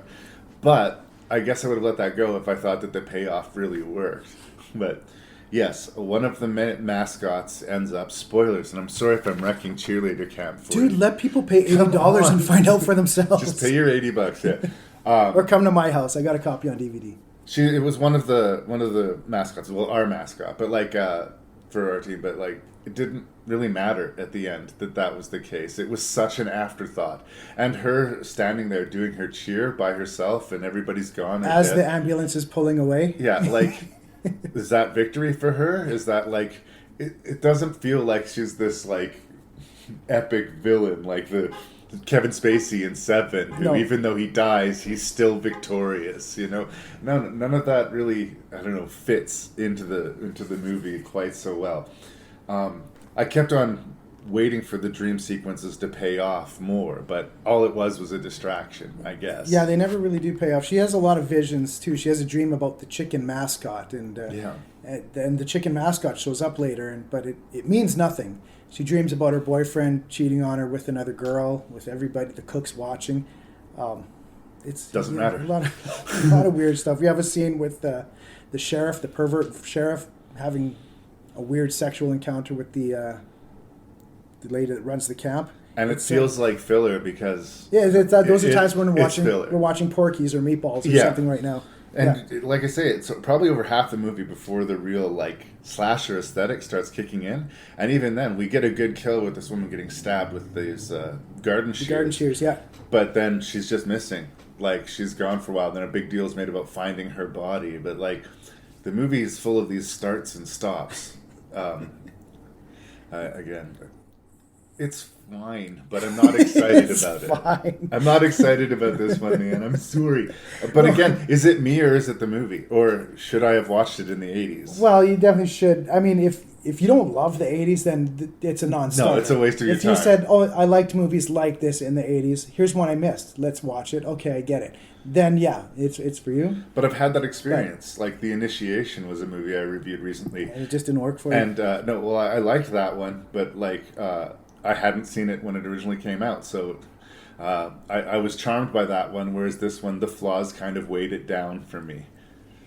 Let's see, I wrote, it's got everything a guilty pleasure 80s camp slasher needs. I kind of feel like this is the poster child, this poster for this movie for a guilty pleasure horror. It's got nudity, porn stars as extras, lame humor, a rap scene, an overweight guy dressed in drag in disguise to watch naked girls suntanning. I hated that scene. It's a really bad scene. And it's got some good kills, too. But you're right, it takes some time. There's the main cheerleader has some disturbing dreams. Is she the one doing the killings? Is it the creepy groundskeeper who hates these darn kids? The pervert sheriff, the cute alligator mascot, the dirty cook? Is it the bitch camp leader, the unfaithful boyfriend? But in the end, it doesn't matter. No. No. It could be any or all of those people, and the results of the movie would be the same. And you mentioned the garden shears kill. That was a good kill. Yeah. Shears through the back of the head. And you can see the filmmakers were pretty impressed with it because they went back to it like 3 times. They're like, let's go see the body again. Oh, look, now there's worms all over her. Oh, now look at it again. I mean, there are other good kills too. You know, a guy getting sliced open, the girl cut in half with her guts spilling out. But yeah, it's a strange camp. There's really only 3 employees too. I mean, what? They just practice the routines all day, and one day they have a competition but don't announce a winner. Who's judging it? I was wondering that. And then they have a new wave punk band play at a big party where everyone gets drunk. And the camp leader gets drunk by herself. It's really... it's a very 80s... Oh, it's dying of 80s. It's like... And there's I don't even like this line, but there's a line from the groundskeeper. Look at that one with the jugs and the orange skirt. Makes your pee-pee harder than a 10-pound bag of jawbreakers. Yeah. And it's like... Should have been a poet. Oh, ouch. Jeez.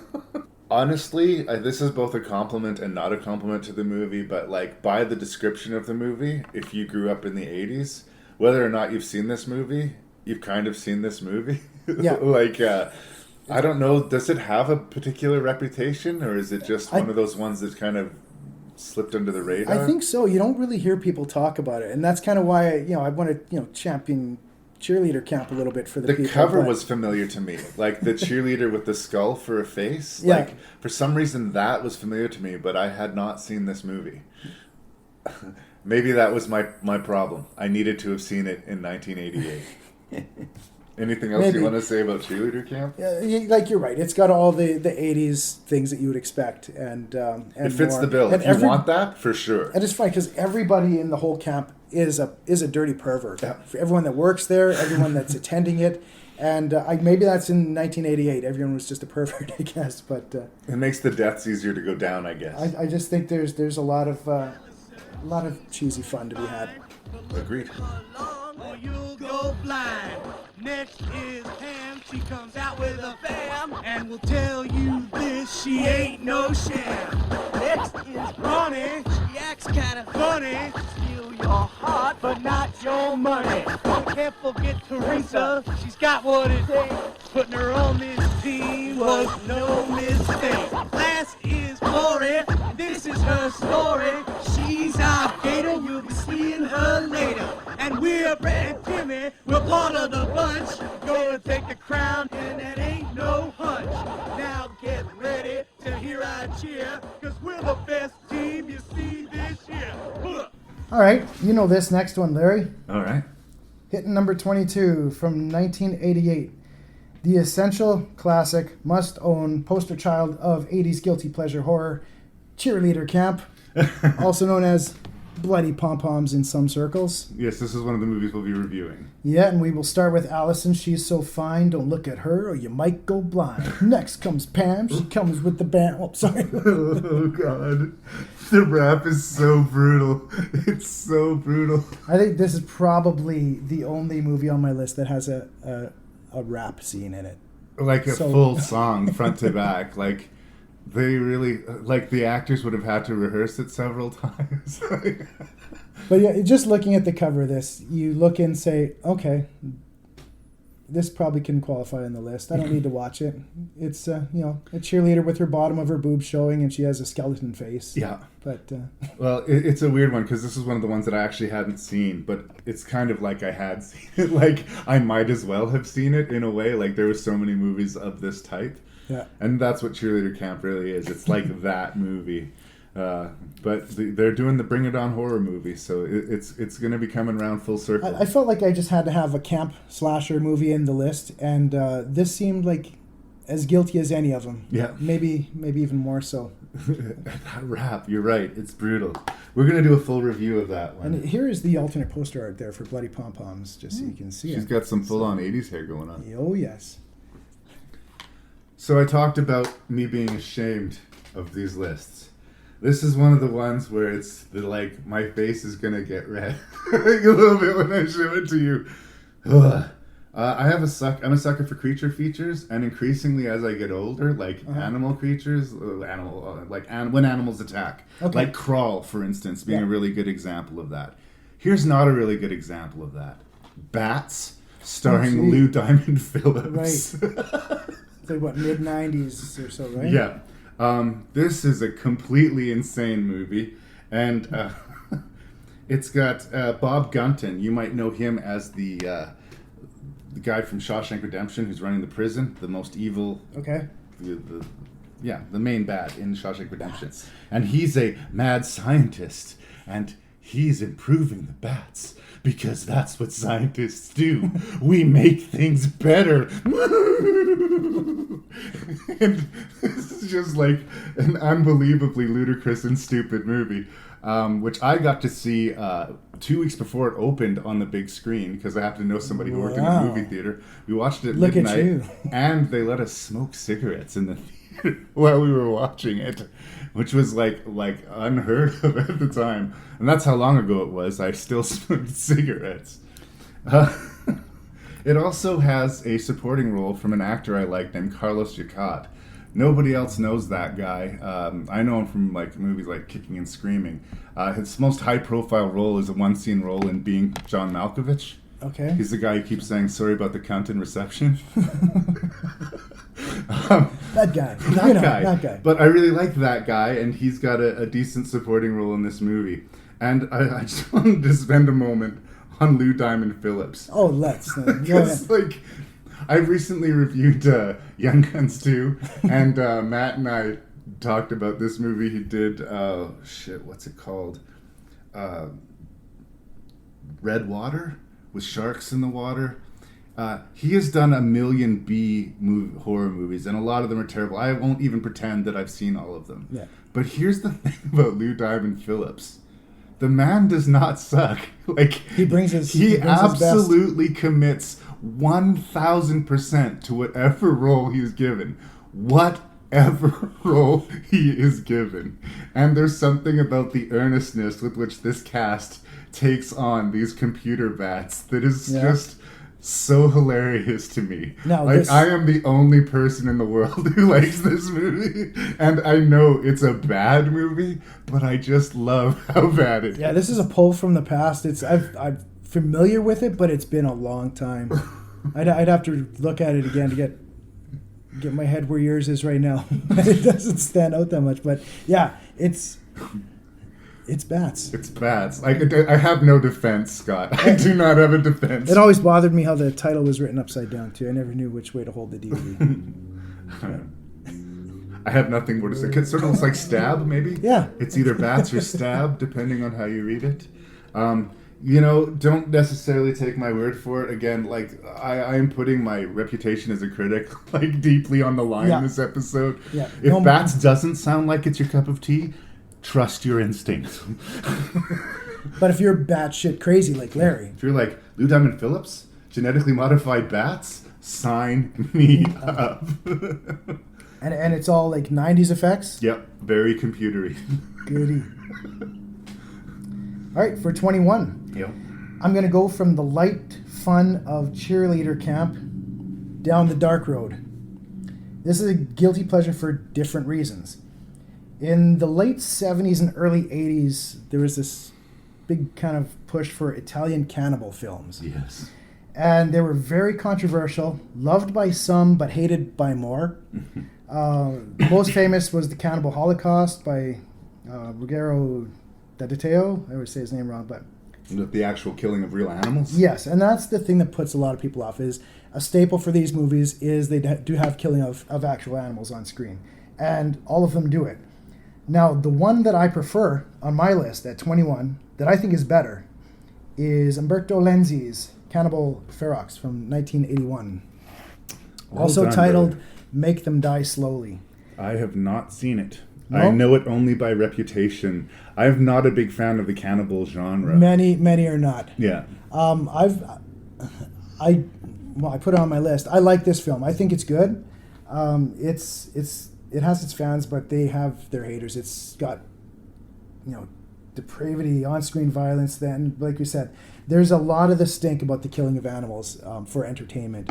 I like to believe that they used whatever they were killing and fed the villagers or whoever, and I believe they did. I did read in some of them maybe it was Cannibal Holocaust or this one, I don't know, but they did do that. But the hamburger we ate today, at one point that was a cow that had to be killed. So I'm kind of in two minds of it. Like we've talked about, they killed a snake in Friday the 13th. Yeah. They kill a bull in Apocalypse Now. I don't remember anybody getting really upset with Apocalypse Now. It feels like they use the animal treatment as a lever to beat the movie.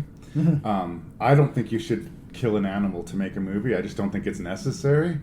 But, again, I don't think that I'm going to let that be the thing that makes me, hang the movie entirely. Yeah, and there is, as far as it being a guilty pleasure, there's some stink on you a little bit. If you say, if I pulled this out and say, hey, this is one of the movies I really like watching, banned in 31 countries, and look at this cover. It's very, very violent. There's a lot of sleaze, there's nudity, and I find that there is animal violence.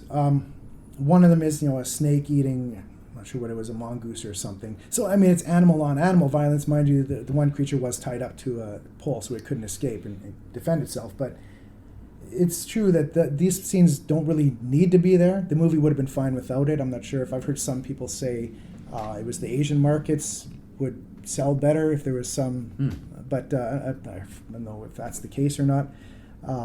Or if it just became a staple. If you're going to do a cannibal film, you have to have some animal violence. But it's there. But there's so much more to that. And I think one thing I like about this more than Cannibal Holocaust is there's not as much, and it doesn't linger on it. Yes, there is a little bit, but I feel like Holocaust lingers on those shots a little bit longer. This one gets faster to the violence on the humans.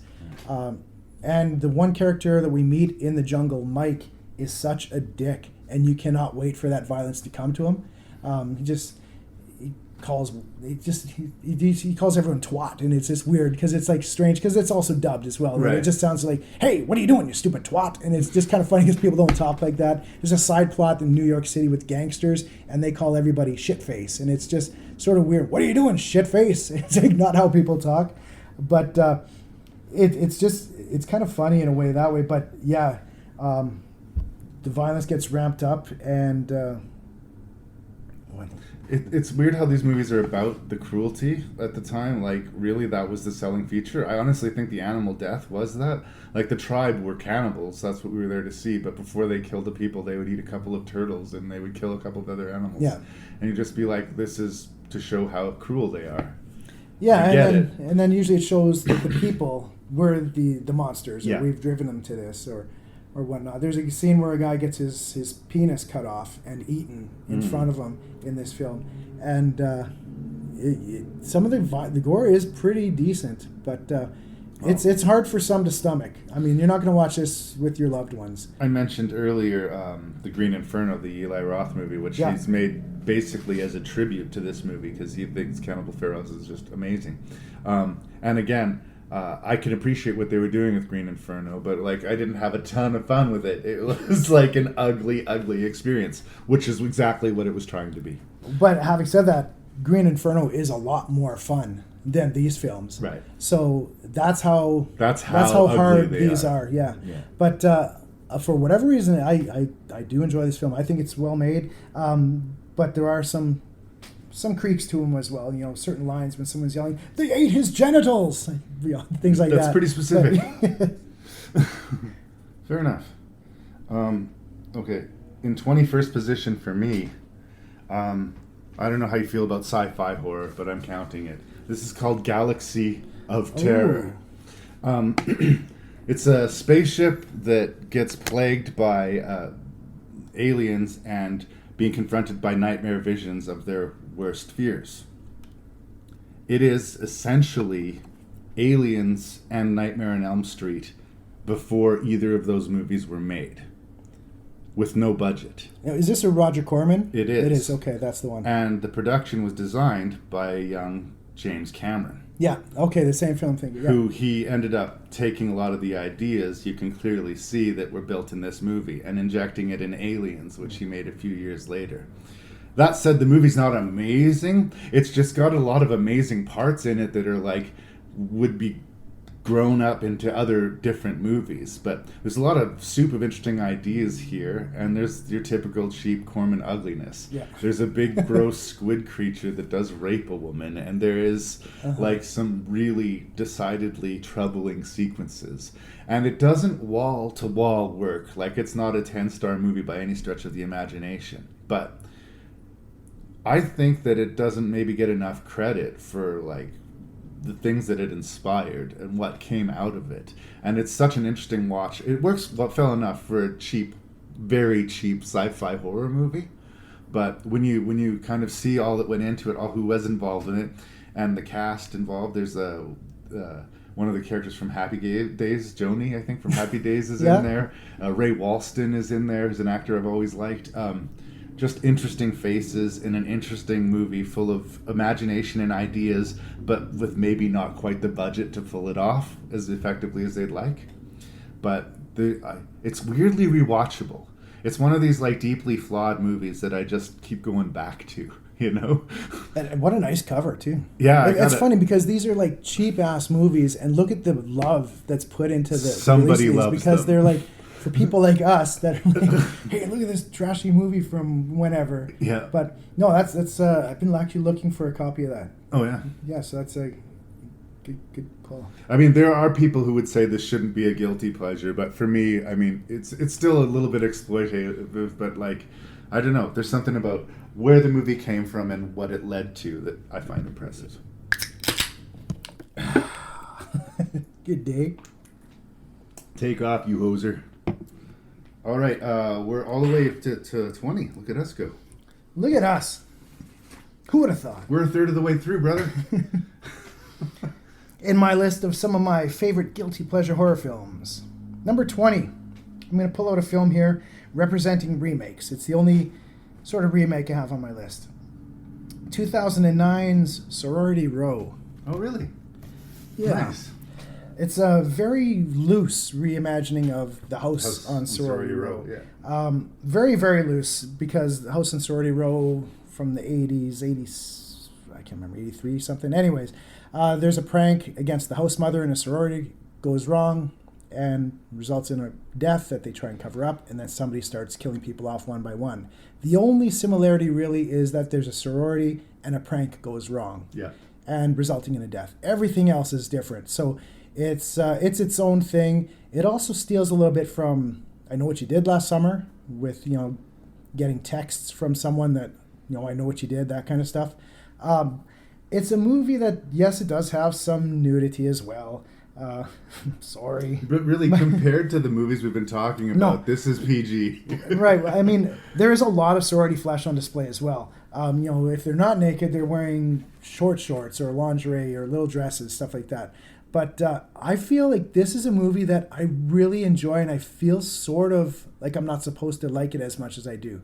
It gets shit on quite a bit, and I don't think it deserves the hate that it gets. It's No, it's been a while since I've seen this one, so refresh me. Like, this is the one with Carrie Fisher has the cameo in it? Yes, yeah. She plays the house mother. The beer bottle kill in it. I remember this movie. It's been a while since I've seen it. I remember thinking it was better than I expected it to be. It didn't occur to me to include it on the list of guilty pleasures, but it is in my collection. I have seen it, and I did give it a positive review. So. Yeah. It's and that's kind of where I was too. It felt like it's dumb. Yeah. I mean, no question. It's very uneven. Sometimes it pulls out some weird humor, and sometimes it works, and mostly it doesn't.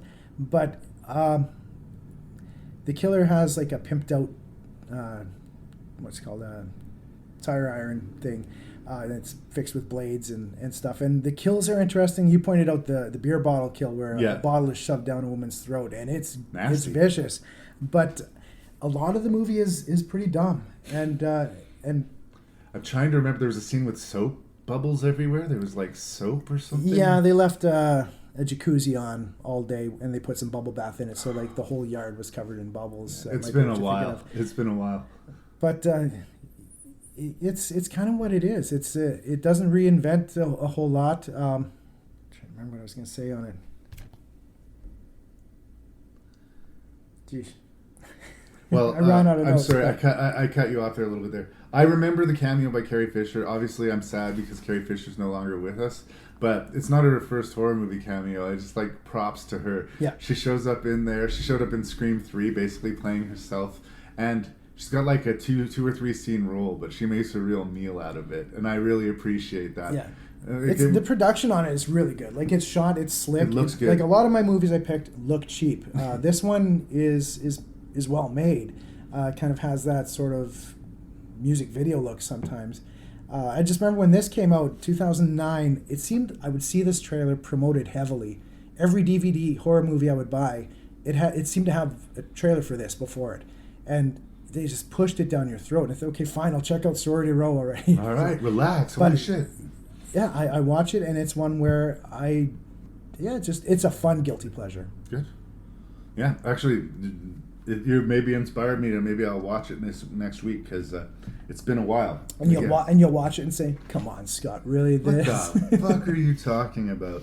I don't have the proper case for this. This is another one of the ones that I'm condensing into my things, but I did review it recently. It's called Kingdom of the Spiders. It's from 1977, and With it the Shat. stars the Shat himself, Bill Shatner. And what a bizarre movie. And these aren't like special effects spiders. These are all real creepy crawly spiders in the true style of these 70s disaster films. But it doesn't have the money to be as ambitious as the movie's trying to be. Okay. But, okay, if you're a fan of The Shat, no question, absolutely watch the movie. But if you're a fan of movies like Arachnophobia, I would also say check out this movie. It will have that same effect if you have a spider thing of making you want to keep your feet off of it. I have a spider thing. Yes, yeah. So there's enough scenes where that works. And the scenes where that doesn't work are really charming. They're very 70s and pastel, and Shatner's wearing a lot of tight cowboy shirts, and there's a really bizarre soundtrack with a bunch of country ballads on where things go on and hang in the air just a little bit longer than they should in that 70s way, but it's somehow like perfect too. Yeah. Like, I don't know. Like, I had no idea this movie existed. I got it a cheap blind buy, and it's just way overperformed for me. So I'm gonna say it again. Kingdom of the Spiders. And it's one of those where you're watching it and you're like, I'm liking this. Is this okay? Is this as good as I feel like it is? Should I be like this? I know that feeling. I feel it often. Like, Rayleigh and I reviewed this with a bunch of other movies, and it ended up being number one on the list. And both of us thought that we were being ridiculous, but we both did it. That's awesome. Yeah, So, I heard that one. And, check it out.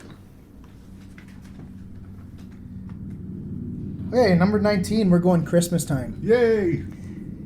My Christmas guilty pleasure. 1987. This one is shit on hard. 3.8 on IMDb. Silent Night? Silent Night, Deadly Night, Part 2. Garbage Day? Garbage Day? I love Silent Night, Deadly Night, Part 2. And I realize it's not even a full movie. Half of it is a recap of the first movie. Yeah, Like, half of it, at least half of it, is clips from the probably better Silent Night, Deadly Night Part 1. And I find it hilarious that they didn't even bother to write a full movie. And yet, here it is. The scenes with, what's the actor? I want to say Eric Freeman. Eric Freeman. Give this guy an award and the best overacting ever, and eyebrow acting. It's perfect. Like, even the scenes where they're recapping Silent Night, Deadly Night 1, the way he talks to his doctors. Oh, really, doctor? Is that why? But it's not a Bruce Campbell performance in that it's deliberate. I really think he's trying to be scary. Yeah, I think he was told, I remember hearing something where he was just told, go as far as you can with this. Go as far, and he's like, over the top. He's like, okay, is this good? But you watch him in his eyebrows, and that scene, of course, the famous one is when he yells, Garbage Day. it brings such a smile to my face, and I know it's a shitty movie because it's not even a whole movie. I don't know any other movie that's pulled that off. Many other horror movies take clips from the first. Hills Have Eyes Part 2, we have a lot of flashbacks. Even A Dog has a flashback. It's that also one's a bad not movie. That one's not on my list, but yes, this is it's so deliriously bad, and it's hard to even describe that whole franchise because, like, to me, the whole franchise is so bad it's good. But you're right in that Part 2 is sort of the pièce de la résistance. Like, it is like the one to watch. I also say that edition that you have there is a bit of a collector's item to certain people. That is quite valuable. Right? I'm going to keep my hand on that. I don't know. For me, this gets closer to the so bad it's good realm, which I guess is a gray area between guilty pleasures. It's similar, yeah. I didn't include any of the Silent Night movies on my list, but I did think about that. Like, they did register with me. Yeah. I just decided to pick 30 different movies, but this is not me wagging my finger at you or anything like that. I get that it's hilarious, but the thing that's tragic about it is that it's trying to be scary, and it's hilarious. Well, I'm a sucker for killer Santa Claus movies to start with. Yeah. And this guy that they've snagged for Part 2, that Eric Freeman, if I would watch more of his stuff, if he was going to give that kind of performance, it's not good, but it's hella entertaining. The first one is, I think, a good movie. It wouldn't qualify. No. But the second one, it is so troubled that it's one of my Christmas favorites. I thought about another Christmas movie I kind of wanted to put on here, and that's The Killer Snowman Jack Frost. Right. That's a fun time as well, but my tiebreaker was I do not own a copy of that, so I thought, okay, I'll leave that off. So if anyone out there has a copy of Jack Frost, not the Michael Keaton one, you want to hook a brother up? Write ranknreview@gmail.com, and I will get in touch with Scott, and he'll overpay for Jack Frost. Yeah. Okay. Silent Night, Deadly Night Part 2. Solid choice again. It's not on my list, but I'm not fighting you at all. In 19th position, not enough movies made about zombie sheep. Oh. Zombies. Nice. Black Sheep is from New Zealand. It's from 2006, directed by Jonathan King, starring Nathan Meester. I'm going to give a peripheral shout out to Zombievers. Yeah. If you're also in a similarly minded movie, but Black Sheep is just better. It just is. You're going to see all sorts of crazy shit if you watch this movie, not the least of which to me is a completely skinned and bisected carcass that has a still beating heart, and the sheep is still making noise, still bleeding and screaming and making noises. A dude turns into like an 8-foot tall were-sheep. Yeah, were-sheep. That's what I call it. People get their faces bit off. A dude gets his penis bit off by a zombie sheep. That's the whole stampede scene. There's an amazing garden party sequence where all of these sheep just clear out all these kiwis, and like, the movie is bonkers. The movie knows that it's bonkers, and the movie is okay with being bonkers. Like, a climactic moment is a sheep farts and ignites an explosion. This is the type of movie. Okay, I forgot about the fart scene. I was gonna say this might be this might just be a good movie. But it really pushes hard, like as far as like, and it's aggressively entertaining. I love the movie, but it's so crazy and so out there. Like, it would have been bad enough that his father died, or that his brother killed his favorite sheep and traumatized him. All of that happens simultaneously, right? Like, it seems like they make the biggest, most aggressively strange choice whenever possible. This guy's starting to change into a were-sheep. So he had loved animals, but in this one scene, he sees this adorable bunny rabbit. And he just fucking eats it, like, all in a go. And it's just so crazy. The movie is so crazy. I have a lot of affection for it. I love Black Sheep, too. That's... Yeah. Not guilty enough? That would be your sheep? I don't think I thought about it. Well, we'll talk more about that maybe in a bit. But, okay. Is it going to come up again? Well, we'll see. Okay.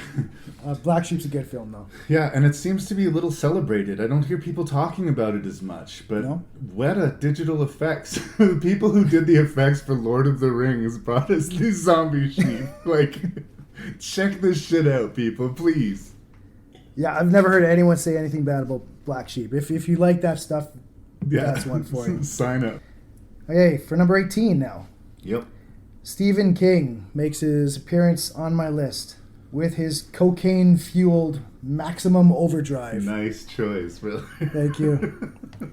I mean, you look at the trailer for this film, when he's looking straight into the camera with his coked-out eyes, I'm gonna scare the hell out of you. And he proceeds to not, but he entertains us. The directors that he throws under the bus, though, like he says, a lot of people have tried to make my movies, and I decided, if you want to do something right, do it yourself.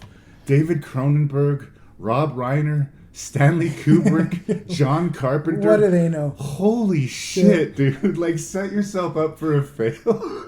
But, I mean, it's a fun movie. I mean... It's an interesting movie. You've got Emilio Estevez, king of the 80s. Killer trucks with the Green Goblin on the front and AC/DC soundtrack. And it flies by, a guy gets killed by a pop machine. It's a kid gets steamrolled in that movie. Just like Austin Powers. What's her name? Yeardley Smith from The Simpsons, who voices Lisa Simpson. Yeah. Like, her voice is so shrill, I think my head's gonna pop like a zit just listening to her. It's just like, oh, I don't know. I get why it's on the list. Stephen King will be represented. It could have been on my list. I made a different call. Okay. I am frustrated by that movie. I'm not a big fan of Emilio Estevez, just generally speaking. But I've always felt like they've done a couple of tries on this movie, and this, like Children of the Corn and like a lot of these Stephen King movies that they've been trying to do, should be like a short story in a compilation, in an anthology. Yeah, maybe. They should tell this story in 30 minutes, because when they try to tell it in 90, it runs out of gas, I think. But I'm not going to give you shit. And no, you should give me shit. That's what makes it a guilty pleasure. That's right. I have a hoot, and maybe I shouldn't. That's right. Sorry to interrupt, but the movie that I'm about to speak of, I'm going to make a couple of errors in, and I want to get ahead of it right now. So yeah, in the movie that I'm about to bring up, I believe that I claim that Corey Haim and maybe Angie Dickinson in this movie, and that is incorrect. Corey Feldman and Angie Everhart are in this movie. I think maybe the alcohol was starting to take effect. I apologize. Okay, well, remember when I said I was a little bit embarrassed about bats? Okay, here we go. All right. Oh boy. This is your stinky one, isn't it? I went through a weird fascination in the early 90s with comedian Dennis Miller. He, after 9/11, dramatically changed both in his personality and his talent, in that he was funny and smart before 9/11, and now he's kind of neither of those things. And it's super sad, because I was quietly obsessed with him for a while when he was hosting the desk on Saturday Night Live. Yeah. And I thought he was so smart and so funny and so cool. And then he got to try to be an actor, and he got to headline a movie called Bordello of Blood, brought to you by Tales from the Crypt. Okay? And the movie is as silly as it sounds. There's a mortuary which doubles as a bordello. And the bordello is populated by vampires, and they kill a large percentage of the clientele that comes there. One of the people that goes missing, Corey Haim, his older sister, Erica Eleniak, hires Dennis Miller to look into it. And the movie's kind of funny, but not hilarious. Kind of scary, but not really scary. Kind of sexy, but kind of too dumb to really be, erotic. And for some reason, I still kind of like it. But I fucking just enjoy watching this movie. Particularly Chris Sarandon is in this movie playing this preacher, one of these big theater, presentations, saving you from the Lord. But he's also mixed up with these vampires, and he shows up in the third act. He kicks some ass, and everybody in the movie knows that the movie's ridiculous, and they're on board for it. And I think that's what gives it the pass. But it bombed hard in the theaters, and the critics were brutal with it. And I felt like, for the longest time, I was the person who liked Bordello of Blood.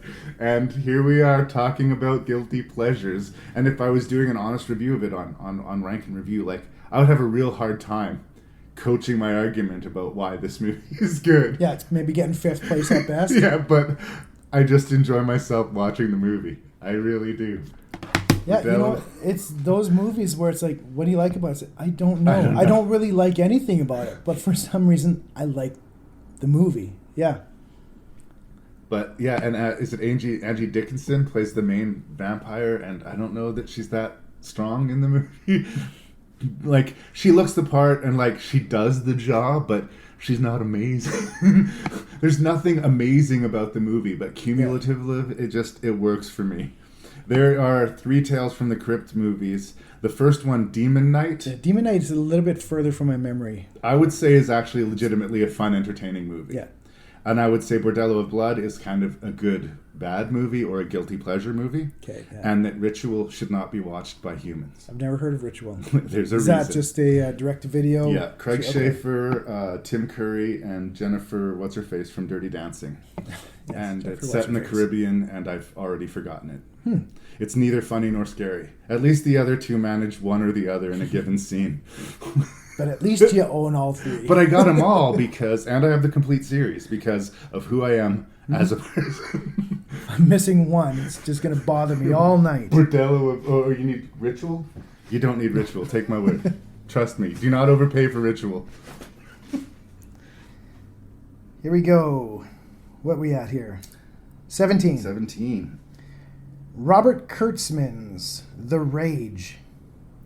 2007 film called The Rage. Starring Andrew Divoff. You recognize him from The Wishmaster. This is one of those... might be my House of the Dead, too, that I pulled out. It's... But it's a zombie film, but it is so gory and so gooey. It is just packed. And yes, it's got a cheap budget, but it uses its budget all in the right places. They're not worried about acting and writing and nonsense like that. It's all in the effects, which is a great place to spend it if you're going to make this kind of movie. This movie has more gooey gore in the first 12 minutes than many horror movies have in their running time.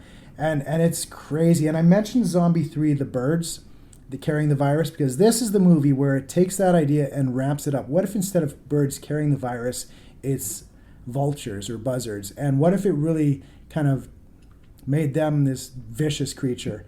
And what if instead of that just being a plot device, it was half the movie? Right. And that's where this goes. And it's some of the effects are great when they have puppetry going, and some of it is Tremors 3 style CGI. And I need to apologize. I reviewed Tremors 3 recently with you, and I was kind of hard on the CGI. And I thought to myself, why, when it's CGI in The Rage, do I just smile and laugh? And I accept it. For some reason, I wanted more from my Tremors, but but this is a fascinatingly violent, consistently fun zombie movie that's very, very rough around the edges, but and I think rough around the edges goes without saying when you say Robert Kurtzman. Like, that's what he does. Yeah. Like, very low, aggressively low budget, but aggressively aggressive movies. Like, I don't have money, but I'm going to keep things hitting the screen so fast that you're not going to care. I actually have that movie too. It didn't make the list, but I understand what you're talking about. It was one of those movies that, like, I got it cheap and I didn't regret it, but it didn't come to the top of my head when I was thinking about this list. And for some reason, maybe it's one that keeps coming to my mind. And I couldn't remember. I was putting this list together and I thought, what about The Rage? This could be on this list. So I pulled it out and watched it and I loved it again. I thought, oh, this has totally got to be on the list because it's really, really creaky. But it just keeps on throwing. They kill children. They kill everybody in it. Nothing's off limits. And the only time it has problems is when the violence stops for a minute. Luckily, that doesn't happen for an hour into the movie when they start talking plot a bit. And then the final third really gets crazy. And you just see so many crazy things. But I recommend The Rage. It's got terrible ratings, terrible reviews, but... Again, I think it has a very specific audience, much like I was talking about the trauma movies have a very specific audience. Oh, yeah. You know what you're getting into, and if you don't know, it might take you a while to adjust to the water, but once you do, just don't fight the movie. No. Just don't fight it. I think I keep saying that about a lot of these ones.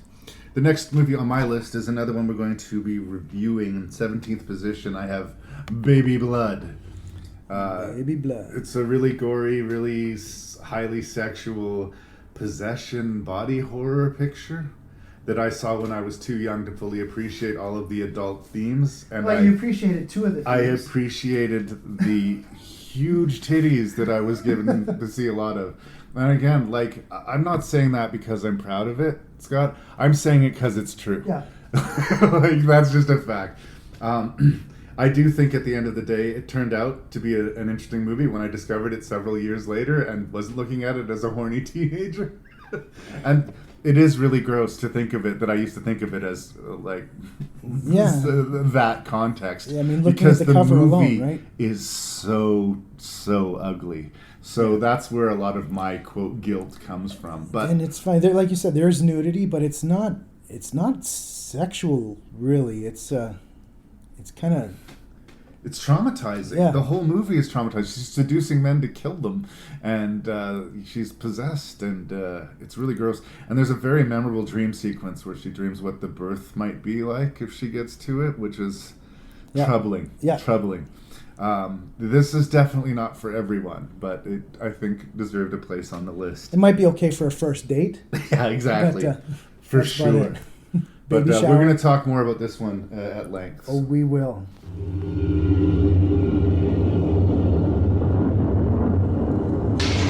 Au début du monde, la Terre était un astre tout juste refroidi, couvert de gargouilles immondes. Toutes ces formes de vie se mirent à se reproduire, toutes, sauf une. Moi à qui il ne manquait qu'une chose, la naissance.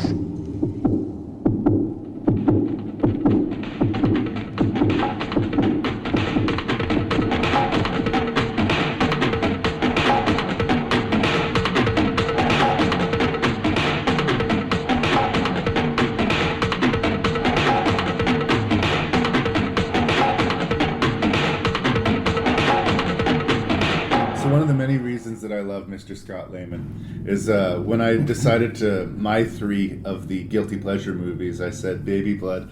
It's kind of an obscure picture. You might have a hard time getting your hands to it. And a few seconds later, he sent me a picture of the movie, which was already in his collection. He hadn't even watched it yet. No.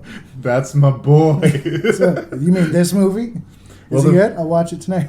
This is another one of these really, a lot of shame is wrapped up in this particular selection. When I first moved to Saskatoon, my parents got Super Channel. Yeah. I was not happy about the move, and this was one of the things that they were trying to help cushion the blow for me. And I watched this movie. It was either From Within or The Evil Within. Okay, yeah, The Evil Within. I think it's. But it was this movie. Yeah. For a while, I'd every now and then try to look it up, but I couldn't find it because the name was wrong. But I saw it at like maybe 13 or 14 years old or whatever. Jeez. And I was weirdly fascinated by it, Scott. Huh. I don't know what it could be. Let's investigate. Let's look at the back of the case here. It's time to feed the baby bosoms. It's a voracious parasite knockers from dawn of creation, Hooters, surviving centuries in search of the one thing it needs, melons. No, to be born of a human. Jugs. Mounds, fun bags, dirty pillows, etc. The thing is... well said, Chevy Chase. Emmanuel Escoro is the main character of this movie. And she spends most of it stark naked. Yeah, a lot of it. And that was the thing. That was the appeal when I was 14 years old. I'm reviewing it now. It's, that's why I liked it. Honestly, and like I say this with no pride, I say this with great shame, but like I was at that delicate age and I saw this woman who's a very natural looking woman, like she hasn't had work done, she's very voluptuous and a very real, beautiful woman, and I couldn't believe how much of the movie she spent naked, and honestly that was the quote unquote appeal of it. The thing is when you get into the plot, this movie is fucking horrifying, right? A parasitic life form that's been on Earth since the beginning of time slithers inside this woman's vagina as she's laying in bed, basically possesses her and turns her into this vampiric thing. She's got to drink blood to feed the baby, which communicates to her. So she goes through this series of seductions, but the longer it goes on, the more she needs to try and bring it to a stop. But the creature can cause her pain. The creature and her are sort of linked, and the movie's disgusting. It's so gross. And when I first saw it, it was pure titillation. So when I say guilty pleasure, Scott, I fucking mean guilty pleasure, because the child in me saw this movie and saw boobs. And I think maybe the child in you didn't watch the last 40 minutes, maybe. Right? Watching it again now, yeah, the boobs are definitely still present. And she's like... she's impressive. I don't know what to say, but the woman is impressive. And she gives a bold performance. But when we actually get to talking about the movie, not only is it not just sexually exploitive, it's incredibly violent, it's incredibly horrifying, it deals with body horror in a very real way. Her nightmare about the potential birth is absolutely horrifying. It is. The thing is that at the end of the day, I don't even necessarily think that Baby Blood is a quote-unquote bad movie. Like, I think it's actually kind of good at being what it is. But it shouldn't be something that you look at and go, oh man, that's sexy. Because it really isn't. No, it's not. And that's the amazing thing to me. It sort of reminds me of Basic Instinct. Like, when I was young in the early 90s and I saw Basic Instinct, I thought that was a super sexy movie. You watch it now and it's almost anti-sexy. So, when I talk about guilty pleasures, when I talk specifically about Baby Blood, I am genuinely ashamed. This is my cross to bear. Okay. But looking at it today, I actually think it's a decent little movie. You don't have to look at it just to like ogle this woman or to be grossed out by it. But I think on a basic level of sex and violence, the movie does actually work. You don't have to be a perverted 13-year-old kid to enjoy Baby Blood. Am I wrong? No, well... The first note that I was watching this film for quite some time before I jotted something down on my paper, and I'm looking at it right now, and the first thing I wrote down was, what the fuck is this? Fair enough, man. It took some time to really, because you're watching it and I'm wondering, okay, where's this going? Because it seems to go through vignette to a new situation, almost like a road movie. We're dealing with some characters, and now we're going to move to a different situation, deal with a new situation, new people. And now that story's done. Now we're going somewhere else. And they don't really connect to each other. This is very different than anything else we've watched for this podcast prep, I found. Yeah. It is weird. Yeah, she has a life growing inside her that speaks to her, and she speaks back to it. And it keeps telling her to kill this guy or drink his blood or stab him or do whatever. And she has a hard time with it until she doesn't. And it does become increasingly violent. But she starts off, she lives at the circus, and she's the girlfriend of the circus owner. Right. And there's someone one day delivers a leopard from Africa. And it explodes. And it explodes, and the parasite comes out of that, apparently, and goes inside her. And I keep wondering, does this all mean anything? Does it connect? But it never does. The guy that delivers the leopard has a crush on her, and they make out for a little while, and that's it. Then he says, I gotta go, and he runs away. The owner of the circus slaps her, but we don't really, I feel like there's no real connective story to a lot of this either. Right. It's a series of events. Yeah. She leaves town. It's like 2 months later. We got a title card, and then the circus owner tracks her down. She kills him, and 3 months later, she's somewhere else. And progressively, it does. It gets more violent, and it gets more interesting as it goes on. I was wondering if it was going to, and I was hoping it was going to, and it did. It is weird, though. I feel like it sort of taps into, in its sort of ugly, way, the fear of pregnancy and the sort of body horror thing. Yeah. I think also the fear of men or what a man's world is, or the evil of, this is what, because she was riding in a truck. I'm sorry if I interrupted you. No, that's fine. The truck driver kind of kicks her out because he finds 2 more attractive girls to take instead. Right. And the baby says, this is what men are like. And so I kind of got that instinct, or that kind of impression from it as well. Right. Can I say something unkind? I've already completely shamed myself here. Jeez, yeah. She has strange teeth. Yeah. Yes? Yeah, she's very, like you said, natural. Yeah. Well, she's real. Like, again, there's nothing artificial. She doesn't look like a supermodel. I do think she's beautiful, but she looks like someone you could actually see in the real world. A lot of times... Yeah, she's attainable. Yeah, well, and a lot of times when like the Hollywood people, just to say a name, Angelina Jolie. Walking down the street, if I saw Angelina Jolie, it would almost be like I was seeing a robot or something that was like built in a lab that was put out there. There's something about how real world she looked that I found appealing about her. And the weird thing that's just happening, like there's a relationship that slowly develops between her and this thing.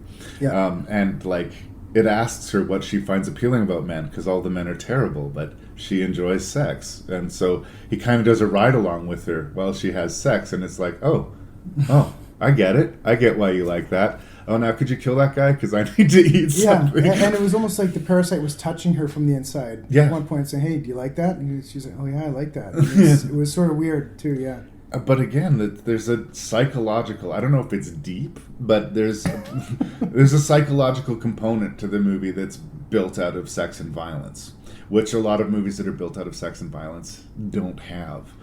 I'm saying the movie's better than it sounds or looks. Like, it is an exploitation picture, absolutely.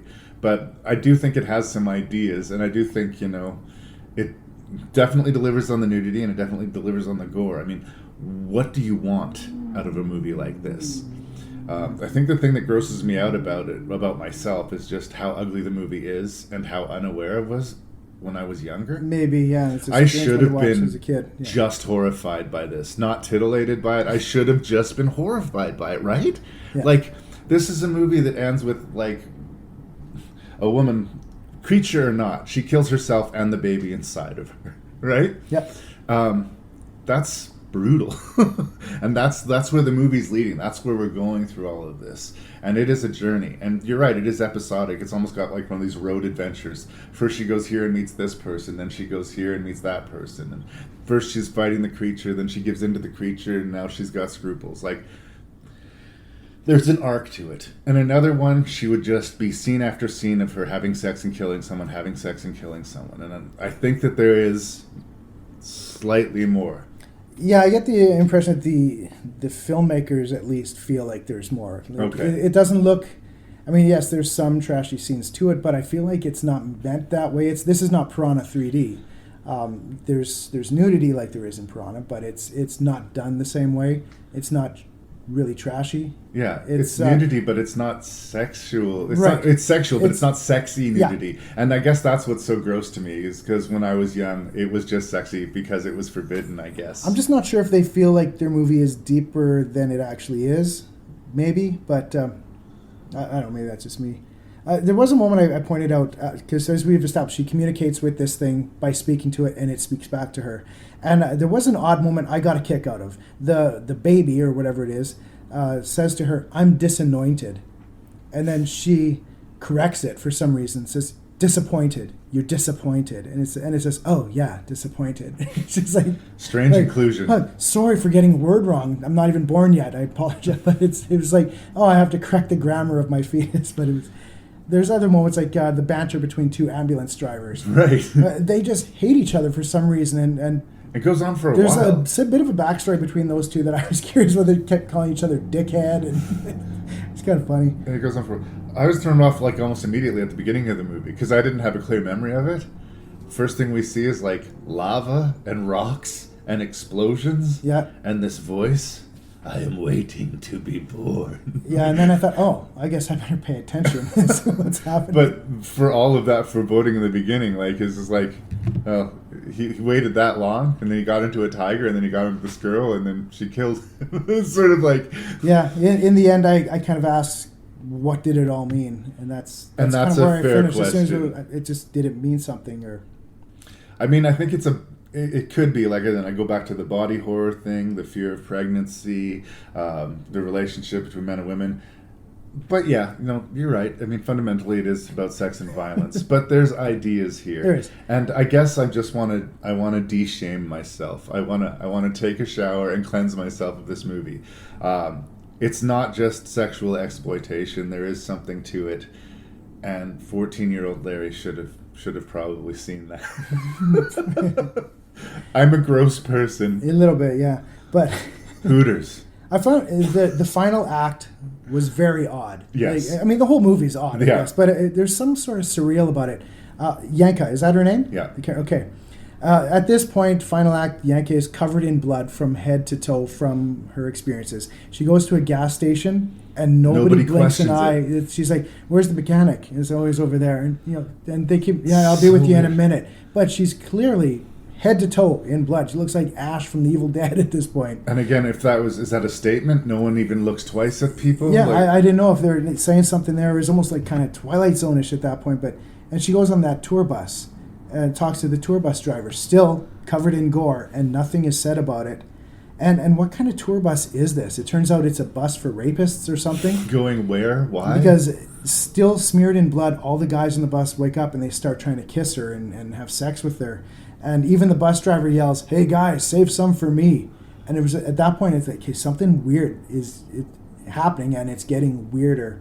But I think this is maybe, again, the statement about men. Yeah. And all men are evil, and all men are after one thing, and we must all die for it. Or is her perspective being skewed by the thing within her? Maybe, if she hates men, it's easier for her to kill men. But again, it's never really clear. But in a way that, I don't know, maybe it's just because I'm guilty about it. I found it kind of interesting. And a lot of these movies fail at being kind of interesting, at least. Well, I'm glad it gave me an excuse to finally take it off my shelf and give it its first view. And, yeah. And I guess I give points for a movie that, like, I can't compare to anything else. Like, I have never seen anything like Baby Blood. Okay. I think we mentioned before we recorded, we both, I think, got vibes of Brain Damage a little bit. But much more comedy. Very much, yeah. But as far as maybe communicating with some parasite inside you. Yeah. But it's a strange booby number. It is. And it's funny. This one's funny that I'm picking out here. In 16th spot for me, They'll Damn You to Hell. My pick is Zombievers. Oh, you're kidding. That's hilarious. You picked Black Sheep. I was going to give a shout out to Black Sheep, but I almost felt like Black Sheep was a much better version. Right. This one is a little bit trashier, and the use of purely puppets for the beavers, I love. It's like a Jim Henson horror movie. The way, like, you can almost see the guy's wrist up the beaver's ass moving it as a puppet, and I love that about it. You know immediately, as soon as you see the title, if you're going to like this movie. It's Zombievers, the catchphrase, they're damn you to hell, all the damn jokes that you can make with it. Wonderful book-ending cameo from Bill Burr. Yes, Bill Burr and John Mayer with a fake mustache for some reason. Yeah. I love it. And you wonder, what the hell does this have to do with anything? And then you see it's got a little animated opening. And there's a scene in here where they throw a dog into the lake to divert the zombievers. And some people have a problem with, the animal killing in the cannibal movies, but this is hilarious because what an asshole just throws the dog in the water. And this is a fun movie. You get zombievers, you get a zombear, and like Black Sheep, when you get a zombie sheep man hybrid, you get the same thing. Zombie people with these beaver buck teeth. And I like how they look kind of weirdly adorable, but they're super kinda, lethal. yeah. Like one of the guys get bit, and you see some blood in the water, and then you realize his foot is gone. That's not a nick. You got a real problem there. Yeah, it's. I love that you picked Zombievers. I was waffling between Zombievers and Black Sheep, and I just decided at the end of the day I like Black Sheep more. And maybe that's why I picked Zombievers. Also, this is the most recent release on my whole list as 2014. So this is as up to date as my list goes. But I loved every damn minute of it. Zing. And again, these are beavers where there's a scene where I love that they use just purely puppets too, where they're breaking through the raft and everything, and they even start attacking Night of the Living Dead style. How did they get up there at the window? But doesn't matter. No, there's a scene when one of the beavers, Zombievers, gets electrocuted by an outlet, and then it walks a little bit further and it sets the curtain on fire. But at no time do the beaver's legs move. It's just, maybe they're being pulled by string or something. But Zombievers is...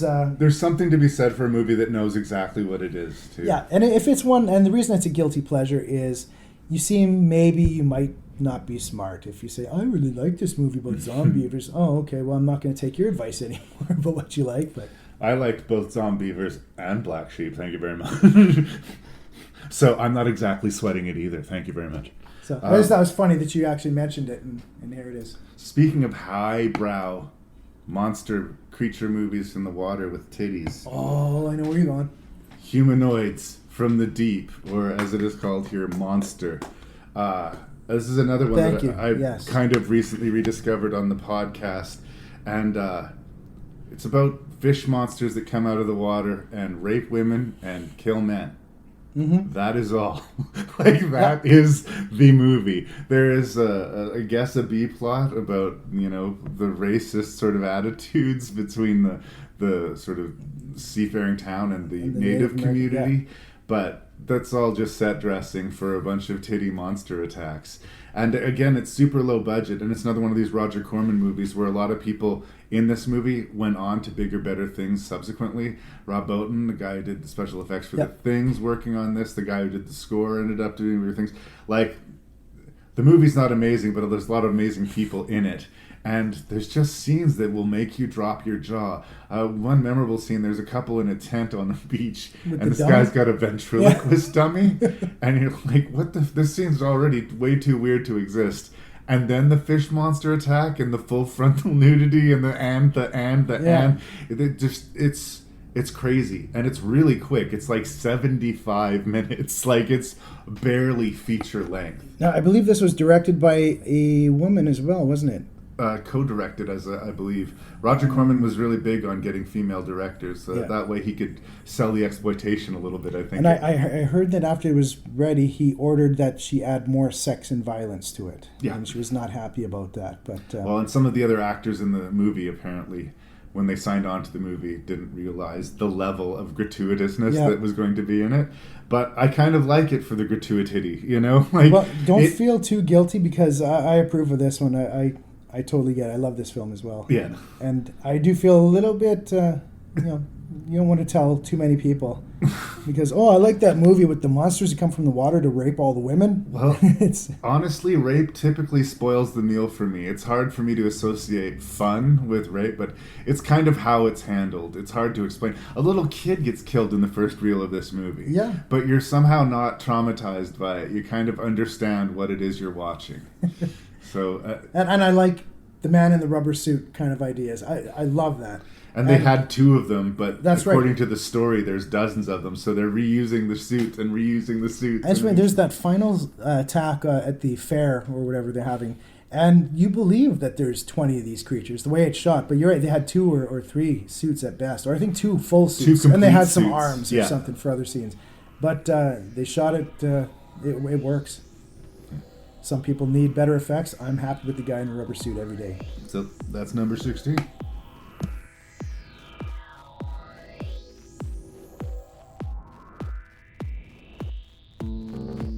And so comes to an end the first part of our 2-part guilty pleasure horror movie list. Tell me this isn't awesome. Tell me this isn't the greatest podcast you've ever put in your fucking ears. I'm so happy that, I have my buddy Scott here to talk to me about these guilty pleasures, and I'm so happy and excited for my listeners that we're only halfway through. And I promise you 3 even more bizarre movies to discuss in the next episode, and 15 more guilty pleasure recommendations. But if you find yourself needing to fill your ears with something in between the episodes, please check out the Terror Table podcast. Please check out the Shelf Shedding Movie Show. Please check out Cobwebs, a gothic horror podcast. Please check out A Lifetime of Hallmark. And please tell your friends about Rank and Review. Thank you so much for listening. I am your host and random Canadian Larry Parsons. Stay cool.